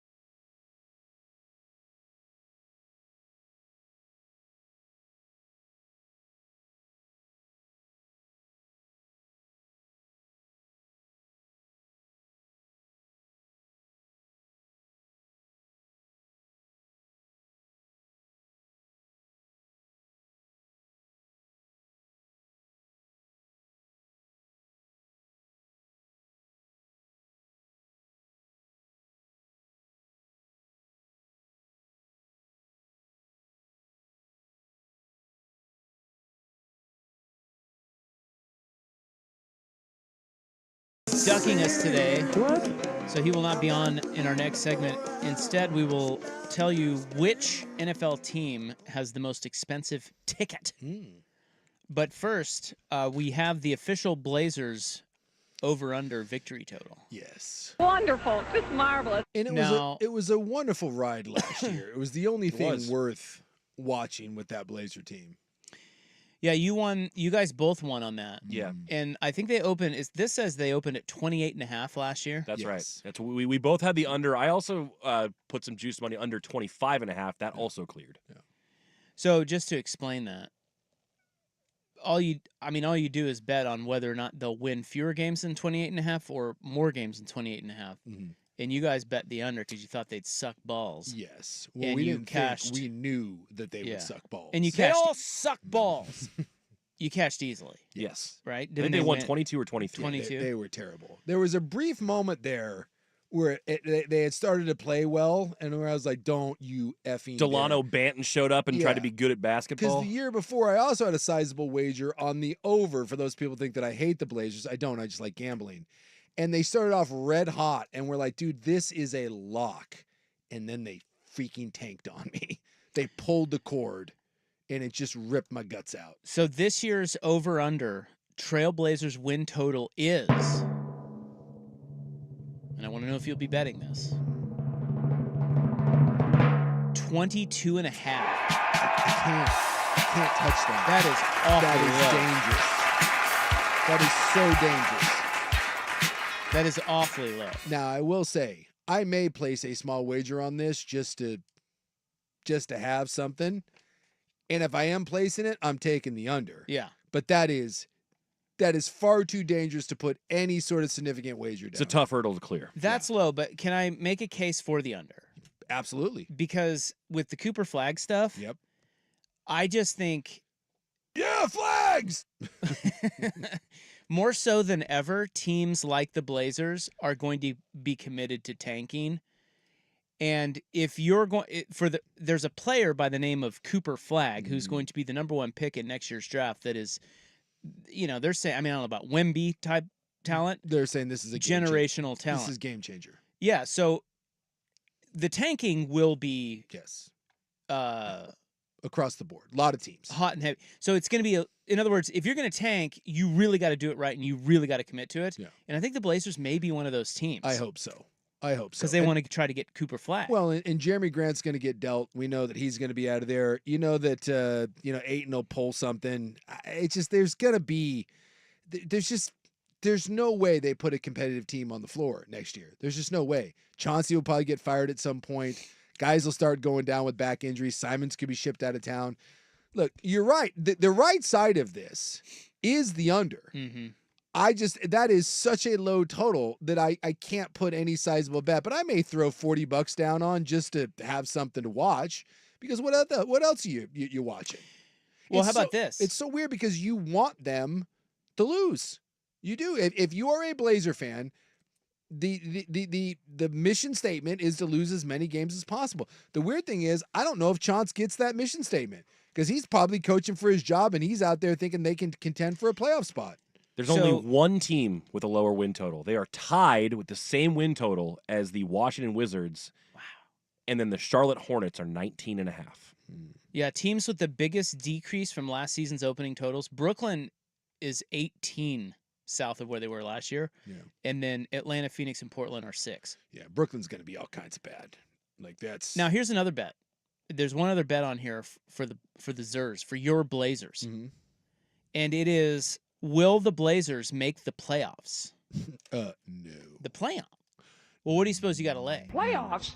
Because, of course, we don't think they're going to make the playoffs. No, they're not going to make the playoffs.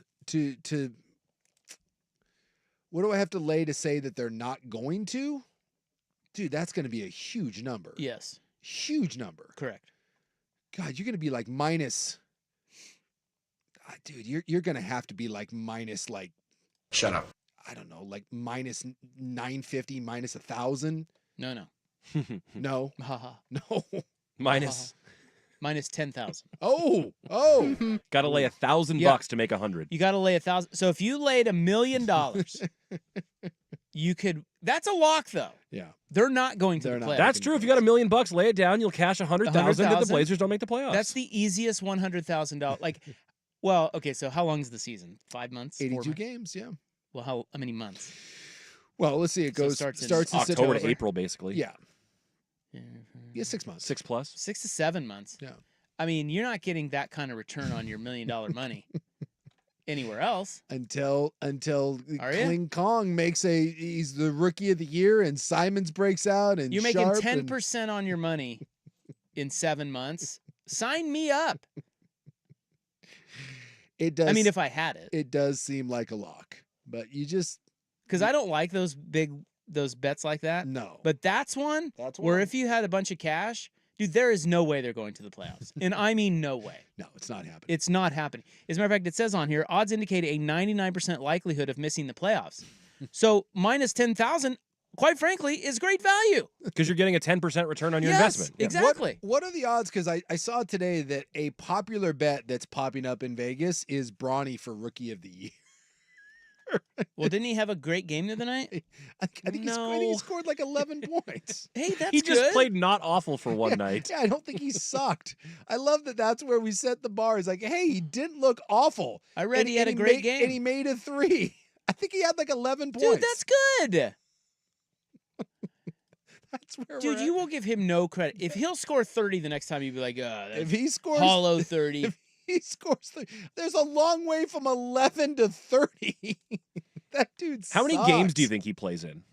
That's a better one. I listened to analytics algorithm guy, and a handicapper asked him to project, and they had a number for it. I'm interested in seeing what you guess. How many games for the Lakers he plays in? I mean, like if he just checks in Checks garbage in? time, Yeah. that's a game. 4. Yeah. They had it at 24 They think he's gonna play 24 in games? 10 minutes a game. That basically he's gonna get run in all the blowouts, good or bad. Dude, that dude is not playing 10 minutes a game. No, I'll take the under of that all day long. Dude, he's an embarrassment half the time in summer league.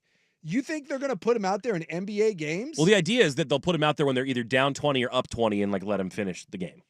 Oh, all right. Well, I don't think that's happening. So That's why they're prognostications. I guess. Old Bronny James. By the way, yeah, we're in a stunning turn of events. Our math was off. Minus 10,000, you win 100. You have to bet 10,000 to win $100. 10,000. Yes, it's minus 10,000. So you have to bet 10,000. So we got to bet $1 So we billion have to make 100,000. Yeah, we have to bet 10 million. Oh yeah, Right? That's it. Or is it 100? Hell, I don't know. The Vancouver Report text line says you guys are bad at math until you get to gambling, and even then we're bad. Yeah, that's wrong. We're also bad when it comes to How gambling. about this? Don't bet it. I'm not making that bet. All right, I'm not making the bet. Although I do kind of feel like Fine. Buck, I feel like as a show, again, we need to get together and place our bet. Are you wanting to take the over on that? No. I mean, I think there's a very good chance that there are a lot of teams that could get under that mark because they want to be. There are going to be more tanking teams than they think right now. So I just think it's a stay away. Like I maybe we'll do something as it gets closer, but I don't like either side of that. We need a Blazer bet though. We will. I think I'm going to lay down $20 on the under just to have something to watch. So if you win 20.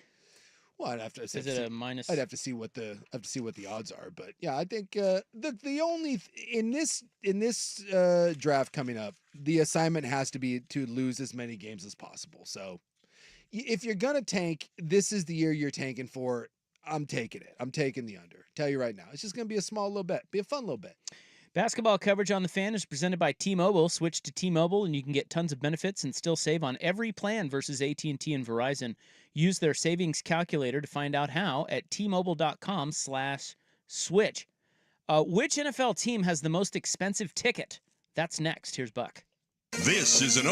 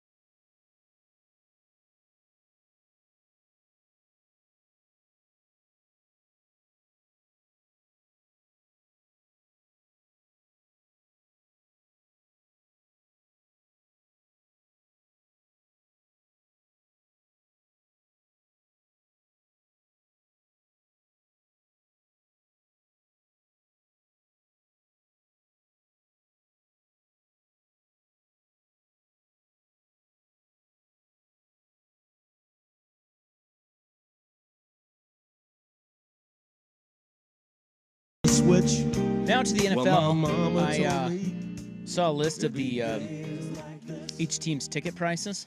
This is based off of last year, 2023. And I was mildly interested in this. NFL, obviously the NFL TV deal is worth billions. Mm-hmm.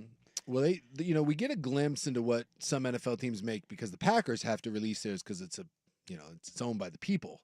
And so you can do some rough math and just the money that was distributed, not the money the individual teams make, but the money the NFL distributed last year, it looks like about $13 billion.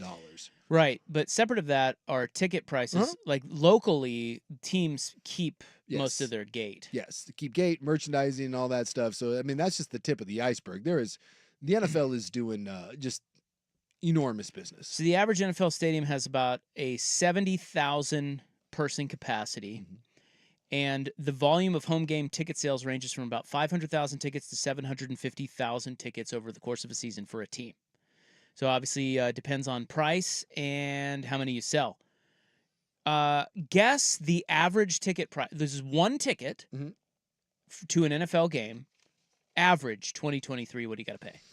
Just the ticket. Just the ticket. So again, you got it. So this Just the takes tip. it all of it. So you're talking luxury suites, the stuff down low, all that, Average. right? Average it out. I'm gonna go $295. Wow, much lower than you thought. Really? $123. So that's way better. That's not bad. No.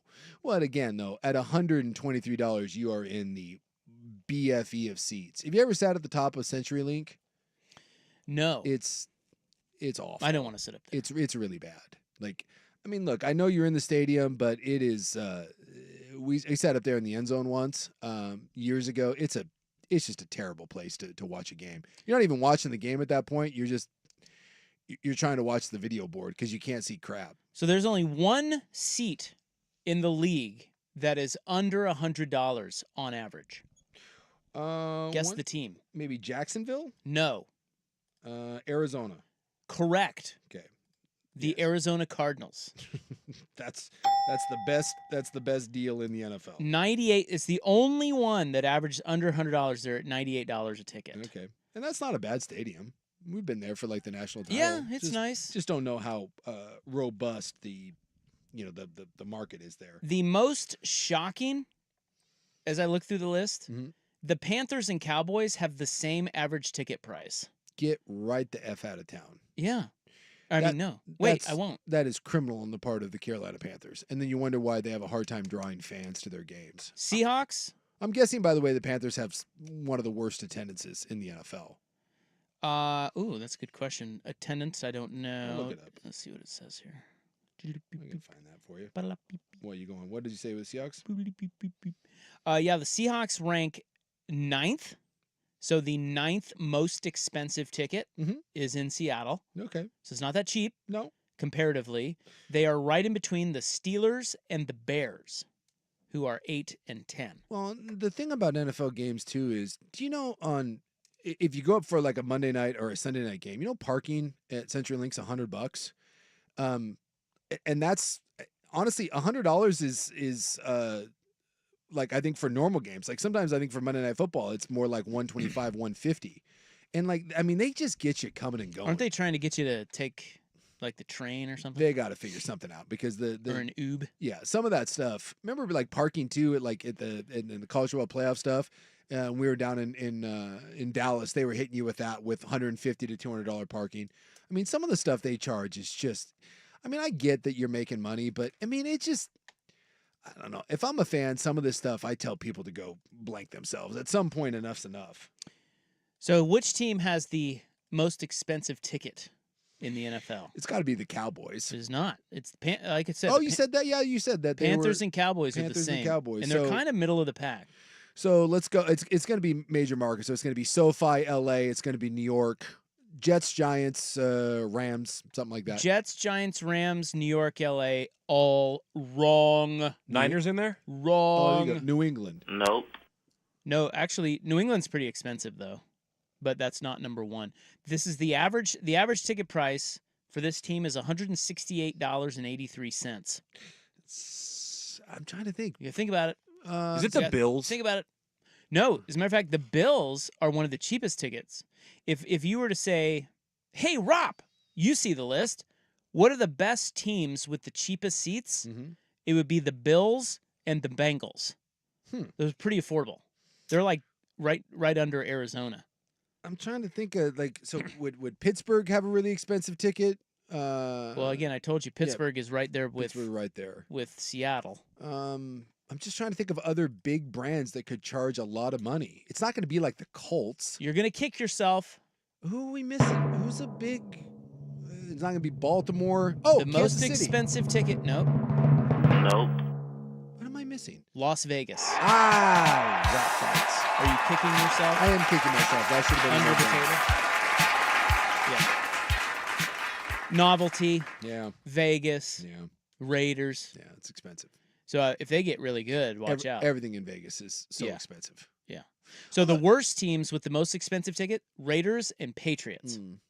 I wonder if some of that'll come down. Although the Jets raised their ticket prices after stinking, but they raised it again 6% this year because of the Rodgers thing. And then new teams, like the Seattle Kraken have the most expensive ticket in the NHL. Do they? Uh-huh. Is that just because it's new. novelty? Yep, it's novelty new. And it's new, and you can Well, charge. Hey, I mean, it's supply and demand. Well, I was looking. I wanted to double check on something to make sure the teams were still doing it. But the Bills, their new stadium. It's going to be if you want to buy season tickets, they have a personal seat license between $15,000 and $50,000 per seat. So you have to pay that just to get the right to buy the seat? Yes, each seat. So if you wanted to buy two primo seats for the new Bills stadium, it would cost you $100,000 just for the right to buy those two seats. And people pay this. People pay it. The That's Falcons, by the way, theirs was, so I'm just going to people that have PSLs. So the Falcons, when they did Mercedes-Benz, 11,000 to 47,000 PSL. Vegas. You want to get Vegas? Because you at least 100. 75 to 110 PSLs. And I'm looking, those are the ones that have popped up right now. I just looked up who NFL teams with the personal seat license. But I know the Jets and the Giants did it when they built their stadium. I know the Cowboys did it when they built theirs. And that's the one that blows me away. And people pay it. But I guess that's the same thing like in colleges. You have to do donations in order for the right to buy better season tickets. Yeah. Well, again, if nobody were buying these, if there weren't the supply, then they wouldn't be demanding so much. Yeah. If there weren't the demand, they wouldn't be supplying so much. Do you have that right? I feel like that's confusing. Do you get what I'm saying, though? I get where people are willing to pay it. That seemed clunky. Yeah. That's like our well, that's the name of my game. That's like our Vegas math, but yeah, we get True story. People are willing to pay it. I just can't believe that there's people willing to pay because NFL season tickets are expensive to begin with. And now on top of that, you're like, here, let me cut you a check for 50 G's so then I can cut you a check for it's crazy. For however many, whatever the seats cost. I mean, whoever came up with that, it's probably Ticketmaster. Get creative. Steal that guy's money. I guess. I guess I do it for tickets. I bought tickets to that Farewell Festival that I was going down to, and those tickets were expensive, and I found them on like Vivid Seats or whatever, and they were $120 for the VIP seats, which is way better than what they were, online. That's not bad. So I was all fired up about it. I was like, oh yeah. And I looked up. So it was $128 for the seats. The service fee on each ticket, $58. How the F? What a service they provided for you. $58? And by the way, it still ended up, Are you going to write him an angry email? Well, I just, every time it gets me, and I'm like, $58 service fee.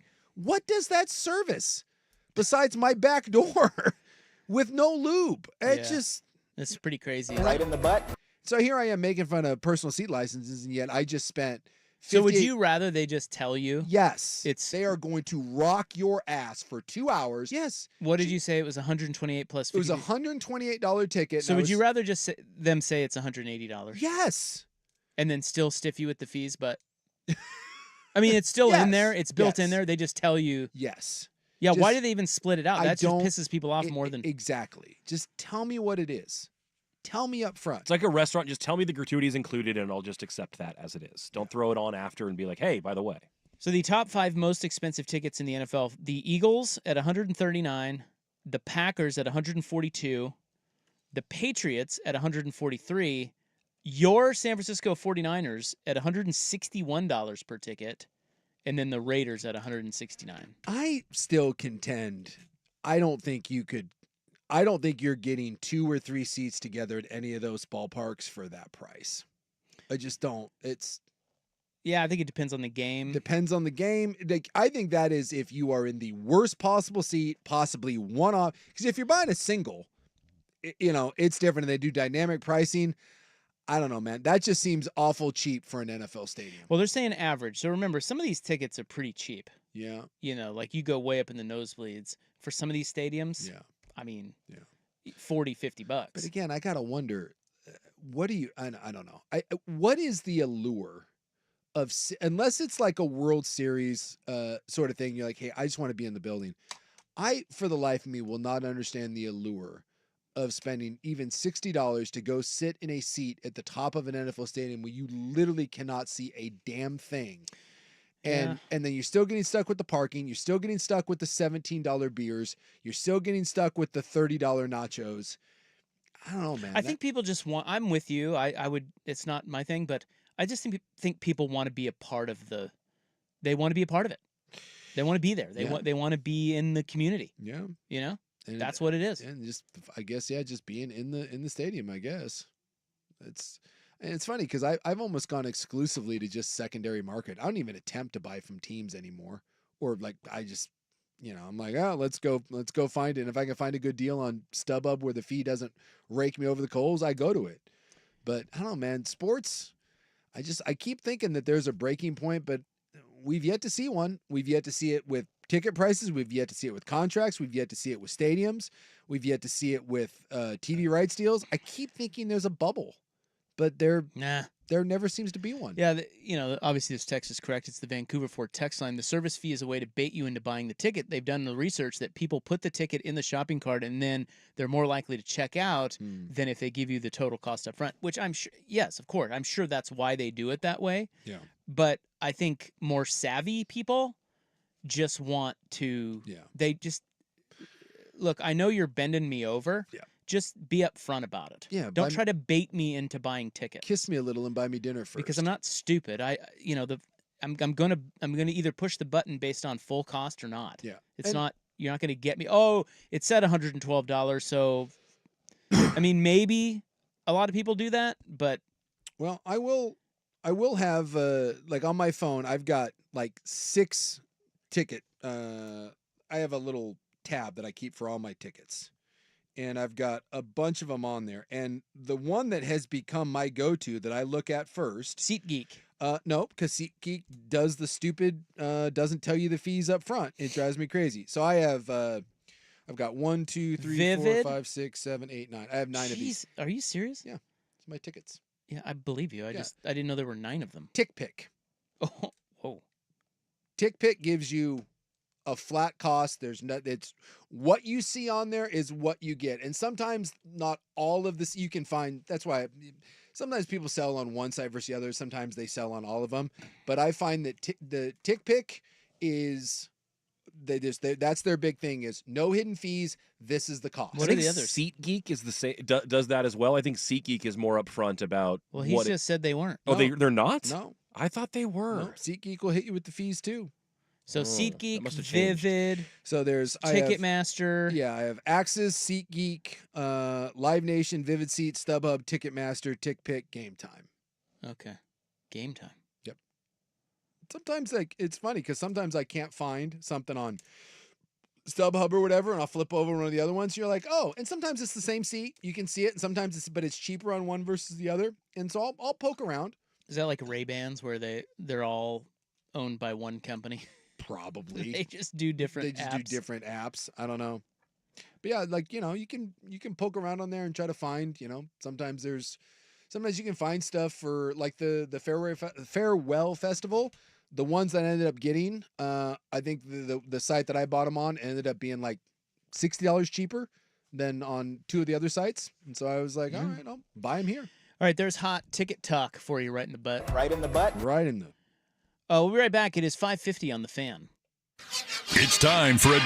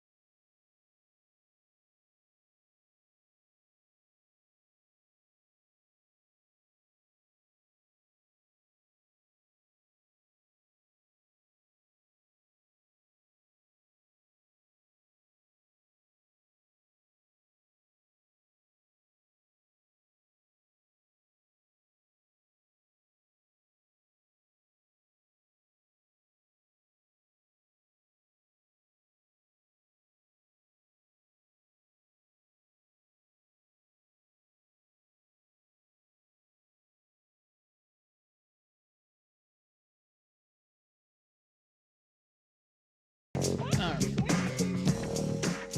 We've got more airline drama we must get to coming up in our next seggy, the club. If you're tuning in for Joey, he's ducking us. Coward. He's out. I don't know what he says. He's traveling, but No, mainly we caught him in a bold-faced lie. I mean, that's what happened. Well, we asked him a couple weeks ago. We said, "Hey, have the Ducks come to you about any of this Generation O uniform stuff?" Mm-hmm. And he said no. Yeah.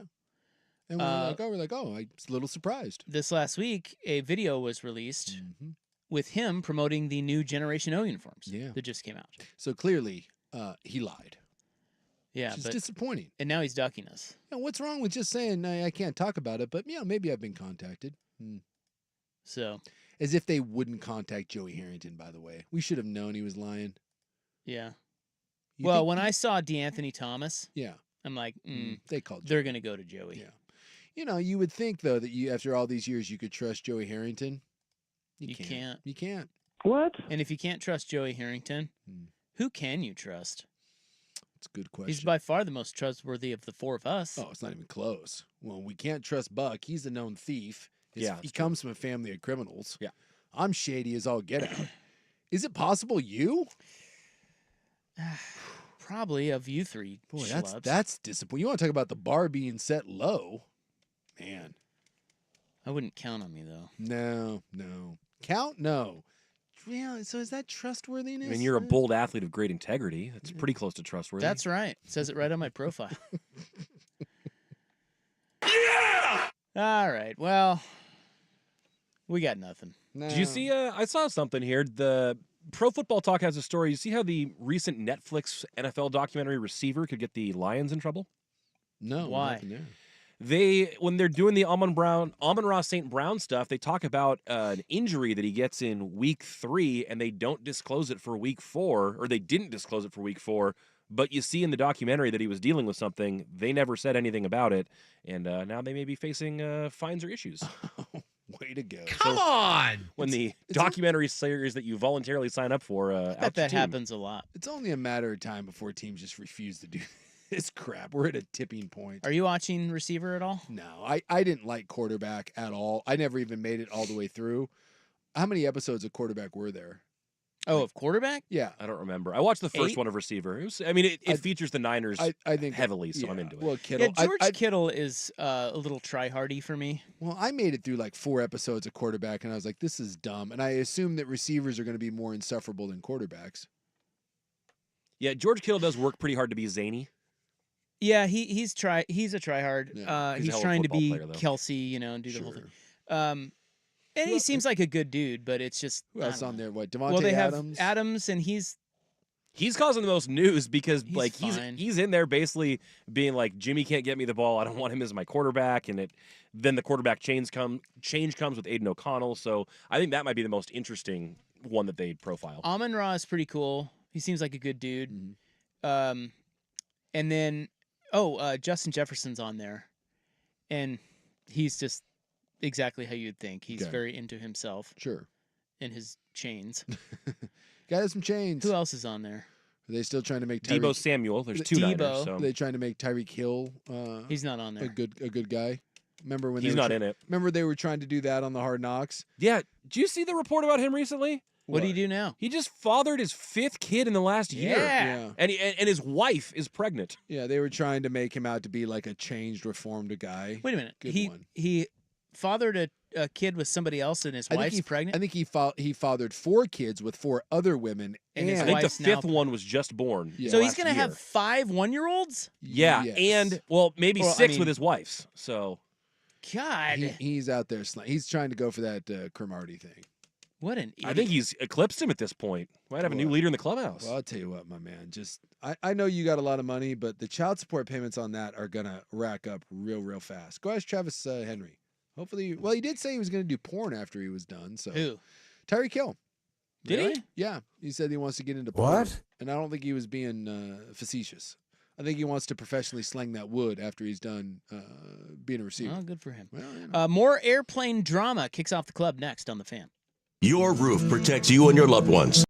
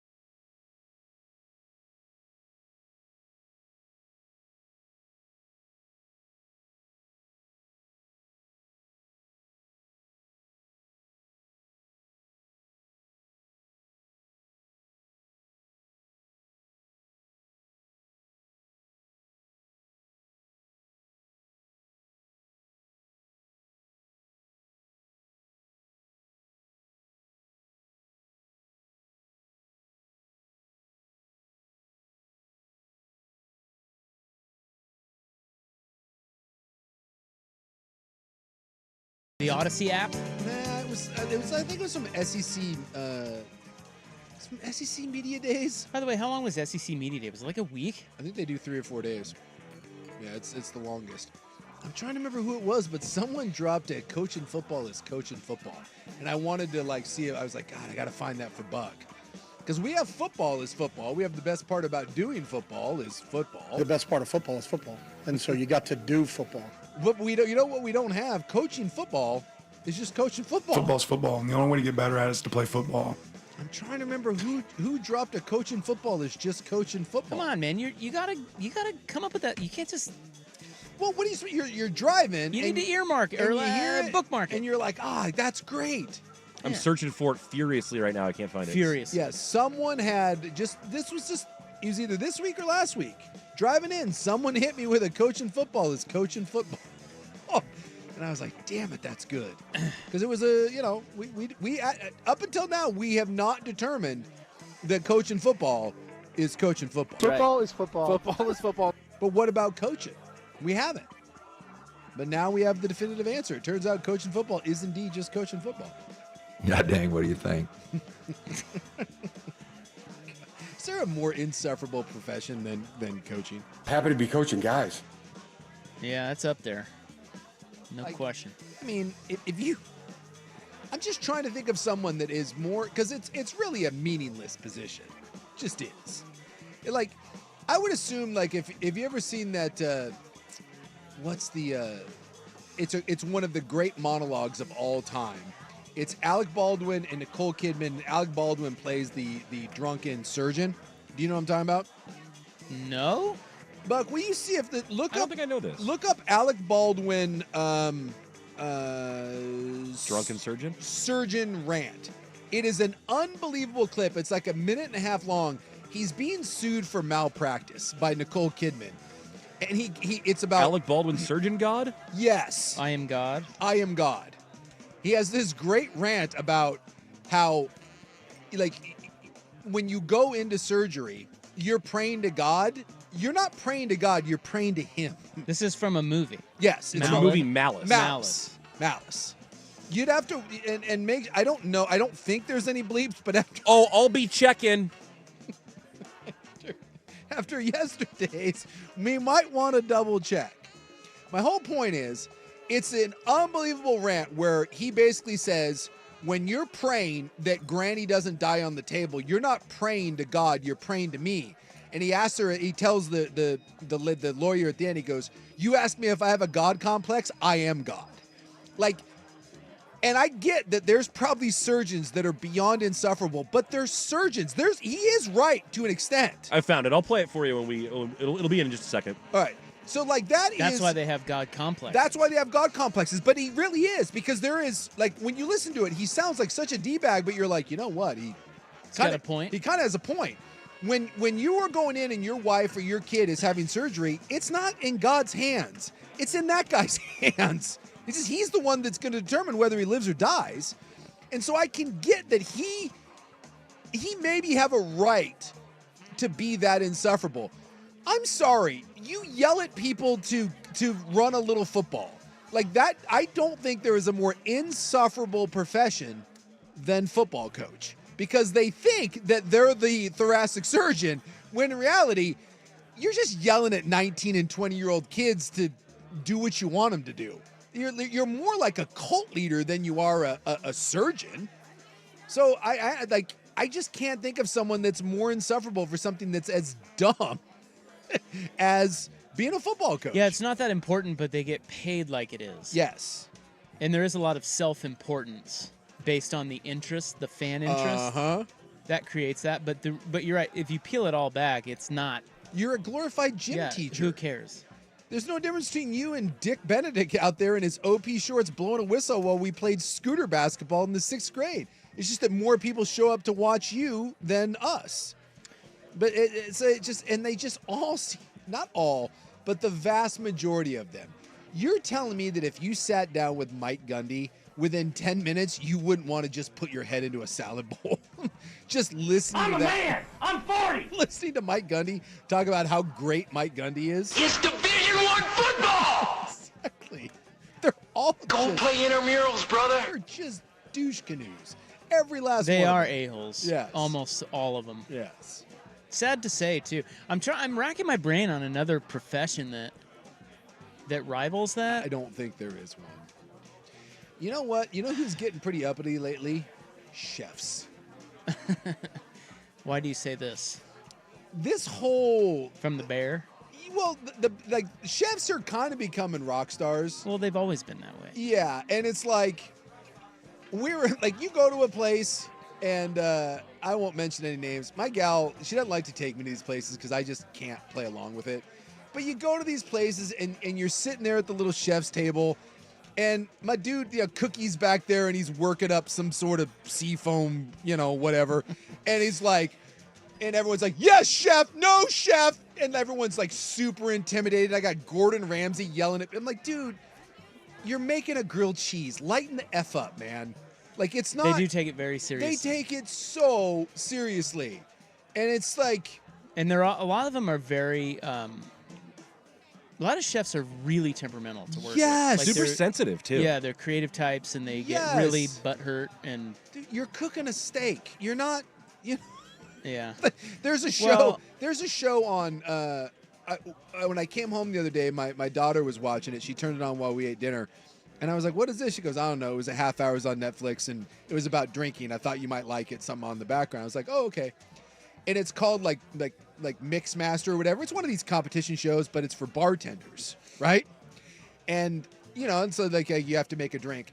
They had an hour and a half to make one cocktail. And they all used it. They all used every minute of it, like down to the end. I'm like, it's a cocktail. They're like smoking currant seeds and stuff like that. Yeah, and like they're down at the end, and they're like, I'm telling you, you watch it for 3 minutes, you'd be like, I hate every person on the show. I hate every judge. Just pour me a Lagavulin and shut the hell up. It is just so pretentious. Suk, I have your Alec Baldwin rant here. Yeah. I have not seen this. This is very good. I kind of get you want me on that wall, you need me on that wall vibes from this rant. He's on the stand, right? Yes, yeah. he's in a deposition. A deposition, because he had a few drinky poos while he was doing a surgery, and they are suing him. And my man does not like that you are questioning him. It is one of the great, because Alec Baldwin has two: the Glenn Ross. The coffee is for closers. Yep, put the coffee down. Yeah, that is one of the all-time great rants, and this is his, outside of that, this is his best work in my opinion, and I'm telling you, I kind of agree with him. The question is, do I have a God complex? Dr. Kessler says yes. Which makes me wonder if this lawyer has any idea as to the kind of grades one has to receive in college to be accepted at a top medical school. If you have the vaguest clue as to how talented someone has to be to lead a surgical team. I have an MD from Harvard. I am board certified in cardiothoracic medicine and trauma surgery. I have been awarded citations from 7 different medical boards in New England, and I am never, ever sick at sea. So I ask you, when someone goes into that chapel and they fall on their knees and they pray to God that their wife doesn't miscarry, or that their daughter doesn't bleed to death, or that their mother doesn't suffer acute neural trauma from post-operative shock, who do you think they're praying to? Now, you go ahead and read your Bible, Dennis, and you go to your church, and with any luck, you might win the annual raffle. But if you're looking for God, he was in operating room number 2 on November 17th, and he doesn't like to be second-guessed. You ask me if I have a God complex? Let me tell you something. I am God. That's great. It's brilliant. Wow. My favorite part of that is... Who the hell are you? when he does lawyer and Dennis. It's the best part. Dennis, and I'm never ever sick at sea. That is freaking great. And I'm telling you, Vintage Baldwin. my man's got a point. Is that movie any good? It's really good. Oh, okay. Yeah, it's a really good movie. And he's got a point. So if I'm going in for surgery, I want him as my surgeon. He has a right to be that way. But I'm sorry, The line cook, as someone's Vancouver Ford text line, I got a buddy of mine who calls himself an artist. He's a line cook. Exactly. You're not board certified in thoracic medicine. You don't have an MD from Harvard. I get it. You make really good hash browns, and I appreciate hash browns because they're tasty, but let's take it down a notch with your whisk tattoo on your forearm. Yeah, there are a lot of self-important professions. Suk, this crosses over into your world too. Vancouver text line saying underrated pretentious occupation, the martial arts instructor. 100%. Really? 100%. Yeah, I'd say chef is up there though. Yeah. I mean, that's chef is pretty the self-important profession. Chef is up there. Uh-huh. Coach is definitely up there. Surgeon is up there. Although I have a buddy who's a surgeon, and he says he could teach me to do what he does. Really? Yes. He's like, dude, it's not hard. He's like, obviously, you go through all the schooling for a reason. You have to be well trained, and there's all kind, But he said, at its core, if you walk into the operating room with me, I can show you what to do. Yeah, I don't want you on that table. I'll pull out your spleen. No problem. I'm not sure I want him operating on me with that attitude. Anybody can do this. Yeah, can I just say that I want Alec Baldwin's Nurse, surgeon? you've got this, right? I don't want your buddy. He's like, dude, it's not hard. Yeah, I'm going to say no. No, I don't like that. No. I want my doctor like I want my quarterback. I want a little cock of the walk. I want a little. Well, you get a lot of that from doctors. Yeah, I want that. Like a lot. I want Locked, cocked, ready to rock. I don't want that out of my chef. We sat there, and I won't name the place, but this was like a month ago. Me and my gal were sitting there, and I could not stop laughing and it wasn't even that nice a place. I could not stop laughing at the yes chef, no chef. And my man's back there. Well, that's from the Bear. Yeah, but I think that is a real thing that they do. Oh, it's not from the Bear. It's from the culinary world. They do it everywhere. I know, but it was made. It's a thing that you didn't hear a lot until the Bear comes on, and now everybody's like trying and my to. man's back there, and I can hear him like yelling at people, and I just was like, really? I was like, dude, I ordered risotto. Can we take it back just a scooch? Like, I don't need the risotto that bad. 2 people don't need to get yelled at so that I get my risotto exactly right. Risotto is a hard dish to perfect. I need my risotto with 30% less a-hole. How about that? Yeah, you've seen the menu, right? Yes. Seen that movie? Yes. It's hilarious. Yeah, but because it's a play on that. It's like It's right, It's yeah. like a cult. Yeah. Well, the Bear has some of that too. Yeah. With Joel McHale's character in there. And Yeah. Well, and Gordon Ramsay has made an entire career of just yelling at people. What a scene. Yeah, right? Like, it's amazing what we allow people to have, like, the power over. You know who should be really self-important, but they don't seem to be? Pilots. Yes. They should be way worse. I feel like a lot of pilots are really subdued, down to earth, like almost subtle. Yes. With their awesomeness. Yes. They're not outward like Is chefs. it possible they just know that they're that awesome, therefore they don't have to? I kind of feel that way about firefighters too. Like they always seem like a pretty chill bunch, and they're doing like heroes work. Right. Vancouver Vortex line. Y'all ever met a girls softball coach? What does that mean? They are very intense. A 12-year-old travel girl softball coach? Woo! You think Jim Harbaugh's intense? I give you that guy that sits on that bucket all day. Yeah, pilots have a nice, quiet confidence about them. They do, and I think chefs should have more of that. Why don't chefs have that? Because they're more creative types. They're more sensy. I think they're insecure and know that they're not that cool and want to be cool. Whereas where a pilot I met your buddy. Is it Cause? Yeah. Dude, I got a man crush on that guy. Yeah, he's a stud. That dude is an absolute stud. But here's the thing, like, he doesn't need to tell you that he's a stud. He knows it. Whereas, he walks like it. He walks like it. That's all you need to see is his strut. Whereas the guy that's in there in his little white coat and his top hat, that guy's trying to convince you that he's cool and that he's important. When in reality, I don't know, he's warming something up for me. Interesting. All right. Well, on the pilot news. Got derailed there. Yeah, we sure did. I've got airline drama. More airline drama coming up next on The Fan. The Fan is live on YouTube.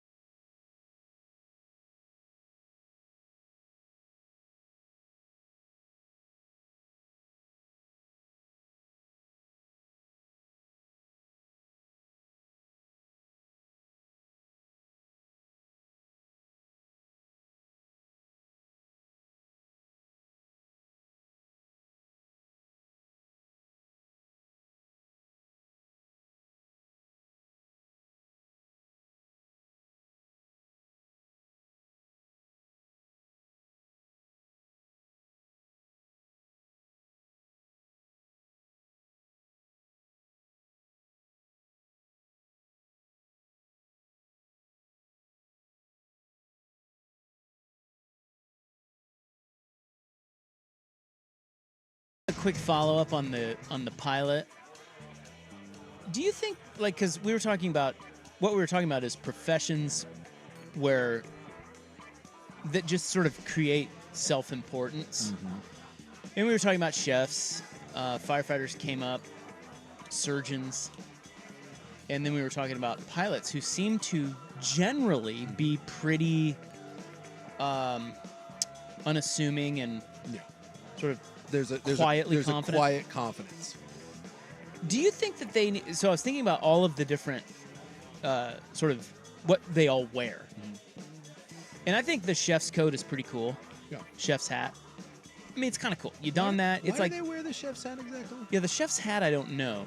But the coat, obviously. Yeah, I've never understood the tall chef hat. Is that for the rat to hide in? I don't know. Yeah, it's for Ratatouille. That's one of those, please look at me, please look at me. But whatever. Yeah, the chef's coat, the chef whites. It's cool. It's a good look. Yeah. The whites. And then the doctor, not the scrubs, but like the coat. The coat. That's coat, badass. The coat with the stethoscope. Yeah, I mean, come on, dude.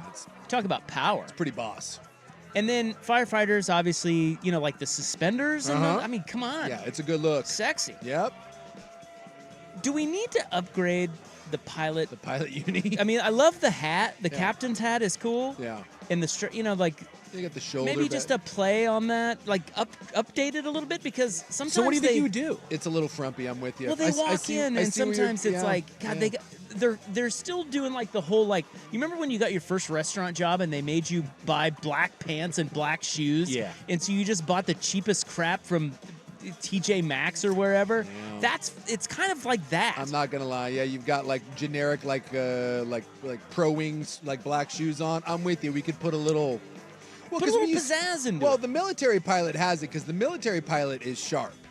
He's buttoned in. We just need to take the commercial pilot and make it more like the military pilot. I think it's just maybe just like, you know how like you give sports uniforms to Nike and they just they don't do much to them, but they kind of make them pop and tighten them up and maybe some better fitting pants. I like where we're some going. nicer with this. shoes. I like an elevated. Yeah, an elevated. Like the chef, we elevate it just to scoot. I just think the pilots need that. Just again, take a page from the military. Because it's cool to watch a pilot strut in. Yes. But then you look at his pants and it's like, you don't want. Well, they make him wear that. Me and Buck were talking about the movie Malice with Alec Baldwin. Because Buck was like, I don't know that one. I said, dude, it's a really good movie. And I said, Baldwin is a handsome devil. Like, that's peak Alec Baldwin. And Buck goes, oh, yeah, you can tell he's the balls. And that's my point. You can't necessarily judge a book by its cover. But if you're walking in for life-saving surgery and Jerry Garcia is on one side and 1993 Alec Baldwin is on the other, which one do you want doing the surgery? Yeah, if it looks like you can't take care of yourself, I don't want you taking care of me. And that doesn't mean that Jerry Garcia isn't a great surgeon. You just like, I want that guy. Yeah. And it's kind of the same thing with the pilot. I want my pilot to have a little, I want him to be sharp. I want him to be dialed in. I have Sully's mustache alone should have led you to believe that guy's going to land that plane. Someone says make pilots wear black leather with berets. Now you're talking. What about like a flight suit? The flight suit's a good look. And they've got like the little, they have the instead of the captain's hat, it's more, I forget what it's like the. Do they wear a beret? No, it's not a beret. It's like split down the middle. It folds flat, and I don't know what you call it, but like those are the pilot hats. They're like little, I guarantee someone knows what I'm talking about. It almost looks like that you would wear if you worked like at a hot dog stand. Like it's instead of like side to side, it's long ways. The little pilot's hat. I don't think I know this. And you can tuck them into you wouldn't know it if with the little flaps. No. Hold on. I've got chef's hat information, by the way, where it came from, what it signifies. Okay. What if they made pilots wear like little Reno 911 shorts? Yes. Yes. Little butt shorts with the little captain's hat. Lieutenant Dangle? Let's go. They're called envelope caps. Okay, let me look that and like up. this is what this is like what pilots wear like in the military. Oh yeah. Okay. Yeah, I didn't know what the name of it was, but like that's what. Oh, I know the type you're talking about now. Yeah. Because my stepbrother was a pilot in the Air Force, and like they wear those, and you can fold them up and like you can tuck them in your pocket. And I don't mind the captain's hat that current version pilots wear. I don't mind that. I just think the uniform spruce up the rest. Yeah, it needs to be updated. I'm with you.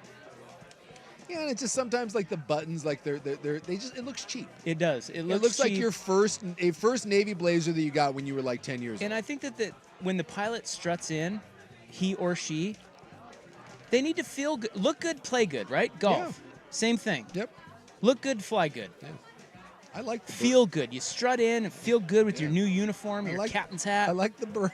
I like the berets. Some sort of sash. Get some medals on there. Let's go. So what's the deal with the chef's hat? The chef hat's why are we wearing that? There's a handful of things going on here. For one, we think they started wearing them because King Henry VIII beheaded someone after he found a hair in his food, and so that was like the first device to keep hair out. It was pre-hairnet. And so that was the first thing. But King Henry didn't mess around. No. But then the height, they say, is believed to signify rank and experience in the kitchen. So your chef de cuisine may have the tallest hat because he's the most senior official. So it's like a penis thing. You like check out the size of my dong. I'm the man in this room. Yeah, something like that. Well, you do have to distinguish. I'm telling you right now. So as you move down the line, though, shorter hats. Oh. Okay. But also pleats in the hats. You know how they sometimes are like kind of pleated around? Often used to signify how many recipes or techniques a chef has achieved. For example, a chef would have 100 pleats to his hat to represent 100 ways he could prepare an egg. Interesting. I'll tell you right now that if I ever work in a kitchen, I'm getting the world's tallest chef's hat with his. It's going to be like 7 feet tall and be like, what? I want someone to just have the most ridiculous. Well, they said one of the first to do it, they believed, was French chef Auguste Escoffier, who reportedly wore a hat that was 18 inches tall. Oh God, I just want to walk in and see like that guy with that Jeffrey guy at Con with just some giant Gregory. Gregory. I want that thing to be touching this, like where he's almost like it's like he's gonna topple over from the weight of that thing. Let's go. I mean, if you look at the chef's hat, just on the surface, it looks absurd. It does. But They said it's also paper and tall for ventilation and heat, so your hair's not going to fall in, but you still get air in there through the top. Yeah. Would I have to wear a beard net? Because those things make you look like Hannibal Lecter. When you work at a restaurant, you have to wear one of those. That's not a good look at all. I'd wear a do-rag. Yeah. Bring out the Kansas. There you go. God, I want a photo of Isaac in a do-rag so bad. We used to rock do-rag. You didn't rock a do-rag in Oh, no, I San mean like the Francisco? current kind of like silky spandex type. Yeah. Like you wore those? I think that's called a wave cap. No. Is that a wave cap? Not that. Yeah, like what Michael Penix wears, that's a wave cap. The do-rag, he's just talking about a bandana. Oh, like the Deion Sanders style. Yeah. I wear a do-rag, but I don't wear it. I just tie it like a headband. Yeah. I wear it like if I'm working sometimes. But I can't do the Deion Sanders one. I'm way too hot to pull that off. Yeah. You can't do that. Someone's saying this is pretty good one too, Vancouver 4 text line. Can I nominate news anchor as overly pretentious? Oh my God. Yeah. Yes. Overly self-important. Dude, TV people. Hello. We can go read it online, man. We don't need you that bad. Boy, I had an encounter with one of those the other day. Who, a TV person? Mm-hmm. Who was it? Oh, at the tournament? Mm-hmm. Was it a bad encounter? Look, it was a lot. How about that? I'm not gonna say it was bad, but it was a lot. Was it Ken Body? He was there. I'm just saying. I've run into Ken Body I'm just twice saying in the it was last 2 weeks. A lot. TV. By the way, not everything you need to wear has to be from your station. Just saying. Who was it? I'll tell you off the air. Was it Steve Dean? He Or was Dunn? just to this person's point. He was flexing. There was some big Boy, flexing going. That's a really good one because That's a good one. Man, outside of the great Joe Donlin, who was just a man's man. Super and was cool. awesome. This man was holding court by the cookies and thought a lot. The whole Ron of Burgundy himself. thing is very real. Yes, it's a stereotype, but there's that stereotype is there for a reason. And I think it's just because news anchors get away with a lot. Mm-hmm. You know? Like some of these professions just allow you to be an ass. Yes. And I think news anchors are oftentimes, people walk on eggshells around We'll them. do it live. Right, We'll do it exactly. live. We'll do it live. You think Bill O'Reilly's nice to anybody? Who was the other, the CNN guy? He got canned for that too. I mean, Who? Don Lemon? And Don Lemon, didn't he get fired for being an ass to people? I don't know. I thought he got fired because he wasn't very good.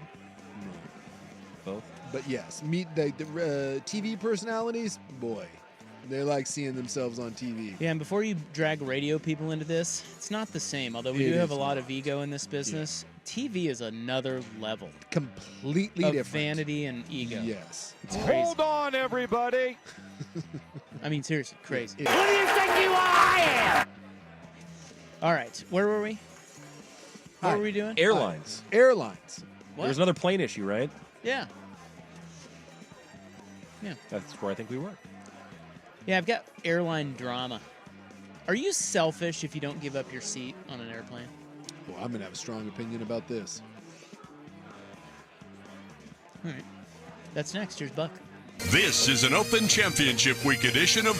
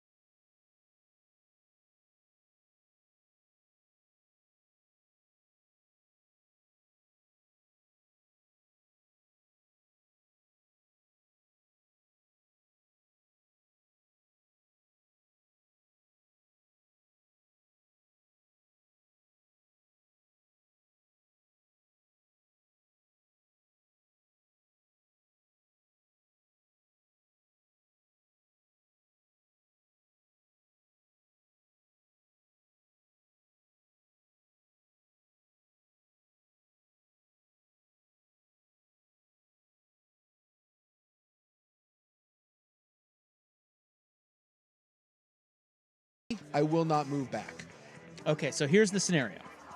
I have a firm policy on this. Here's a guy who, it's a 5 a.m. flight, okay? So this guy knows he's coming in tired and he wants to sleep on the plane. Yes. So he likes to sleep in the back of the plane for whatever reason. It is a middle seat. Sure. And he books that seat. That's what he wants. He wants to ride bitch. That's up to him. I get it. This guy's he's a TikTok influencer too, so this is all on his TikTok. Of course. Resourceful little bitch. So a guy comes up to him as they're boarding, this middle-aged guy, and he says, I would like to switch seats with you because my kids are flanking you. My kids are on either side of you. Yeah. And there's no one in those seats, by the way, and he is not with little kids. Okay. So this guy is like, no, I'm sleep. He was already sleeping, by the way. He said he had his hat pulled down like this. He was already, he got on early. He was seated and he was ready to sleep. Yeah. This guy's like, hey, can you switch? And the guy's like, nah, I really don't want to move my stuff. Sure. But the seat, this guy says, is way better. It's way up at the front. You'll get off earlier. I'll help you move your stuff. He says, I will grab your stuff for you. Can I sit with my kids? And the guy's like, no, I don't want to move. I want to sleep. So then the guy, this is all through this guy's TikTok, he's saying, well, I think the guy doesn't really even have little kids because they're not with him. Yeah. So they're probably adults. Does seem a little weird. Sure enough, the two kids that he's talking about are this guy's age.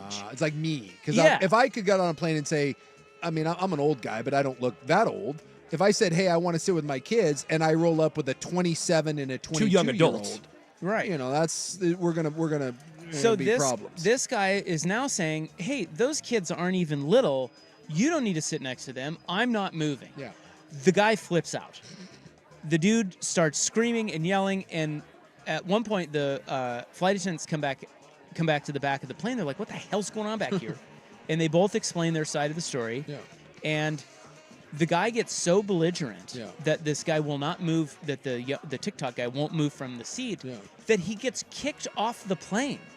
So now he can't even fly to the same destination as his kids. The guy gets booted off the plane. Karma's a bitch, you loser. And guess what? What? TikTok guy got upgraded to first class. Hey, that's the only time in the history of TikTok that I've sided with TikTok guy. Normally, anytime you're documenting something on TikTok, I think you're a douche and I don't like you. But this time, God bless him. Phenomenal. We have got to end this. You're required to move or do something because I require it or I request it. All you can do is request it. And feel free to request whatever you want. But nowadays on airplanes, dude, you have to pay for everything. Whatever seat you have to be in, all of that. And so it is not upon me to accommodate you. Now, this is my firm policy on this. If I can help out a family and it is a lateral move, by all means, I will do it. But if I picked a specific seat out because I want to sit in the back, I want to sit in the middle, I want to sleep, whatever, and that is a very specific seat, which normally I don't do, under no circumstances, unless it was really something really important, would I move. But if it's an aisle to an aisle, or if it's a window to a window, sure, I will try to be as accommodating as possible. But I am not under any, I can't think of a circumstance that I would move to a worse seat. It's not happening. You better have a Congressional Medal of Honor or a special needs child in order to get me to move. I might do it if it's a short flight, because I don't really care where I sit. Like I don't know about you, but when I book seats on a plane, I do not put a ton of thought into it. I know a lot of people do. I don't. I'm an aisle, and I try to pick as close to the front to get off as possible. I mean, you know how you look, it says, okay, pick your seat, and then it has the open seats. I'm like, I don't know. Unless I'm upgrading to premium or first class or something. I don't care. Nope. As long as it's not a middle seat. Yes. I don't like the window. I'm an aisle guy through and through, and I also try to strategically place one where there's already a window seat, because then I figure the chances of no one's going to pick the middle seat if they can help it. Well, I just feel like, look. So there is a strategy, because I don't want someone sitting by me if I can help it. See, I don't have a strategy. I don't care that much. But I do feel like if it's really important to you to sit with your kids, you would have together. Yeah, like it's not that hard to do, is it? No. And I get sometimes it's late in the process. Tethered swimming. I would move on a short flight, probably. I don't know about this guy with the two older kids. Yeah. Well, and again, And if you start being an ass, I'm not gonna do. I'm just gonna dig in and be like, no. Yeah. So if you're nice about it, sure. I don't have a problem with it. You know, my wife just got moved on our last flight coming back from Vegas. They moved her and they gave her $200. Oh. Because some lady, I don't know what it was. Some lady didn't want to sit up. I think she went window to aisle. But there was something that she didn't like in the window seat that she was in. Yeah. And so she had to sit next to me. I was an aisle and she was an aisle. And for some reason they gave my wife $200. Hey. I don't know why. Yeah. Normally they're just like, hey, is anybody willing to move seats? They gave her a flight credit. Now, so I'm not sure what that was about.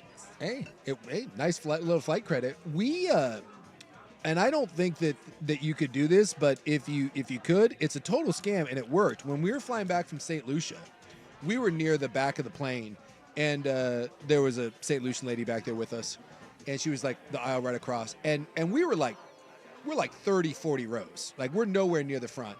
And from the front of the airplane, there was a child being murdered. Like, I have never heard a child screaming like this. And it wasn't like bursts of screaming. It was a non-stop death cry. And we were like, holy crap. We're like, this is unreal. We hadn't taken off. We were still boarding the plane. They were hurting you so bad. Oh, and no. it went on for like 10 minutes. And everyone around us was just like, oh, what is happening? And so this is in the front. This was either premium or first class. You could see it way, way up front. They were up there talking or whatever. Apparently the kid wanted his or her grandma. And the grandma was the lady sitting back by us. And they moved the grandma all the way to the front into, I'm assuming, first class. It looked right at the front of the airplane. Oh. And I'm thinking to myself, and the moment she went up, kid got dead silent. And I thought to myself, dude, that is brilliant. Freaking genius. We don't want to pay for, we got first class from mom and dad. I ain't paying first class from granny, but here's what we do. Get our bratty kid, lose it. They'll have no choice. They'll move grandma up. And I thought maybe they'd move mom or dad back. No. Mom and dad stayed up in first class. Interesting. Grandma got to come up. I don't know if there was an empty seat or what happened, but grandma got to go from like 39F back with the stinkers, back with the Secanics, and she got to move all the way to the front because that kid would not stop. Never heard anything like it on an airplane in my Put life. the kids up to the doing bits. I'm just saying, if you up could get your kid to do that, I'll bet you I bet you could cut some sweet deals with the airline to get your kid to shut up. And I bet if we had an exit row, I bet my kid would shut up. Yeah. Yeah, and this guy says, hey, your wife got $200 because that woman had to sit next to you with COVID. That's right. Little does that woman know, she moved right next to a guy who was about to spit COVID all over the plane. She was masked up, though. Congratulations. So hopefully she You think didn't that get it. mask stops your COVID? I don't think so. We got Biden. All right, we'll wrap it up next on The Fan. The home of Dirt and Spray. I'm Dirt. I love the anger and animosity that is growing. And I'm not even saying Kirby's doing this, but I think there are a lot of fan bases around the country that feel that way. They're growing pissed because they look at themselves in the mirror and say, wait a minute, we're Georgia. Wait a minute, we're Texas. We're Oklahoma. We're LSU. We're USC. We're Miami. Yeah. We're USC. Yeah. We get these kids. You don't get these kids. And I love that Oregon is pissing them off. Dirt and Spray. Weekdays 6 to 9 a.m. on 1080 The Fan. Hey, it's Suk here on a Friday from my hometown dealer, Vancouver Ford, telling you about Hawaiian Days. It's a great time. Not only do they have great selection, the best since the pandemic, they have unbelievable deals going on right now. 0% financing on a lot of their models through Ford Motor Credit. A lot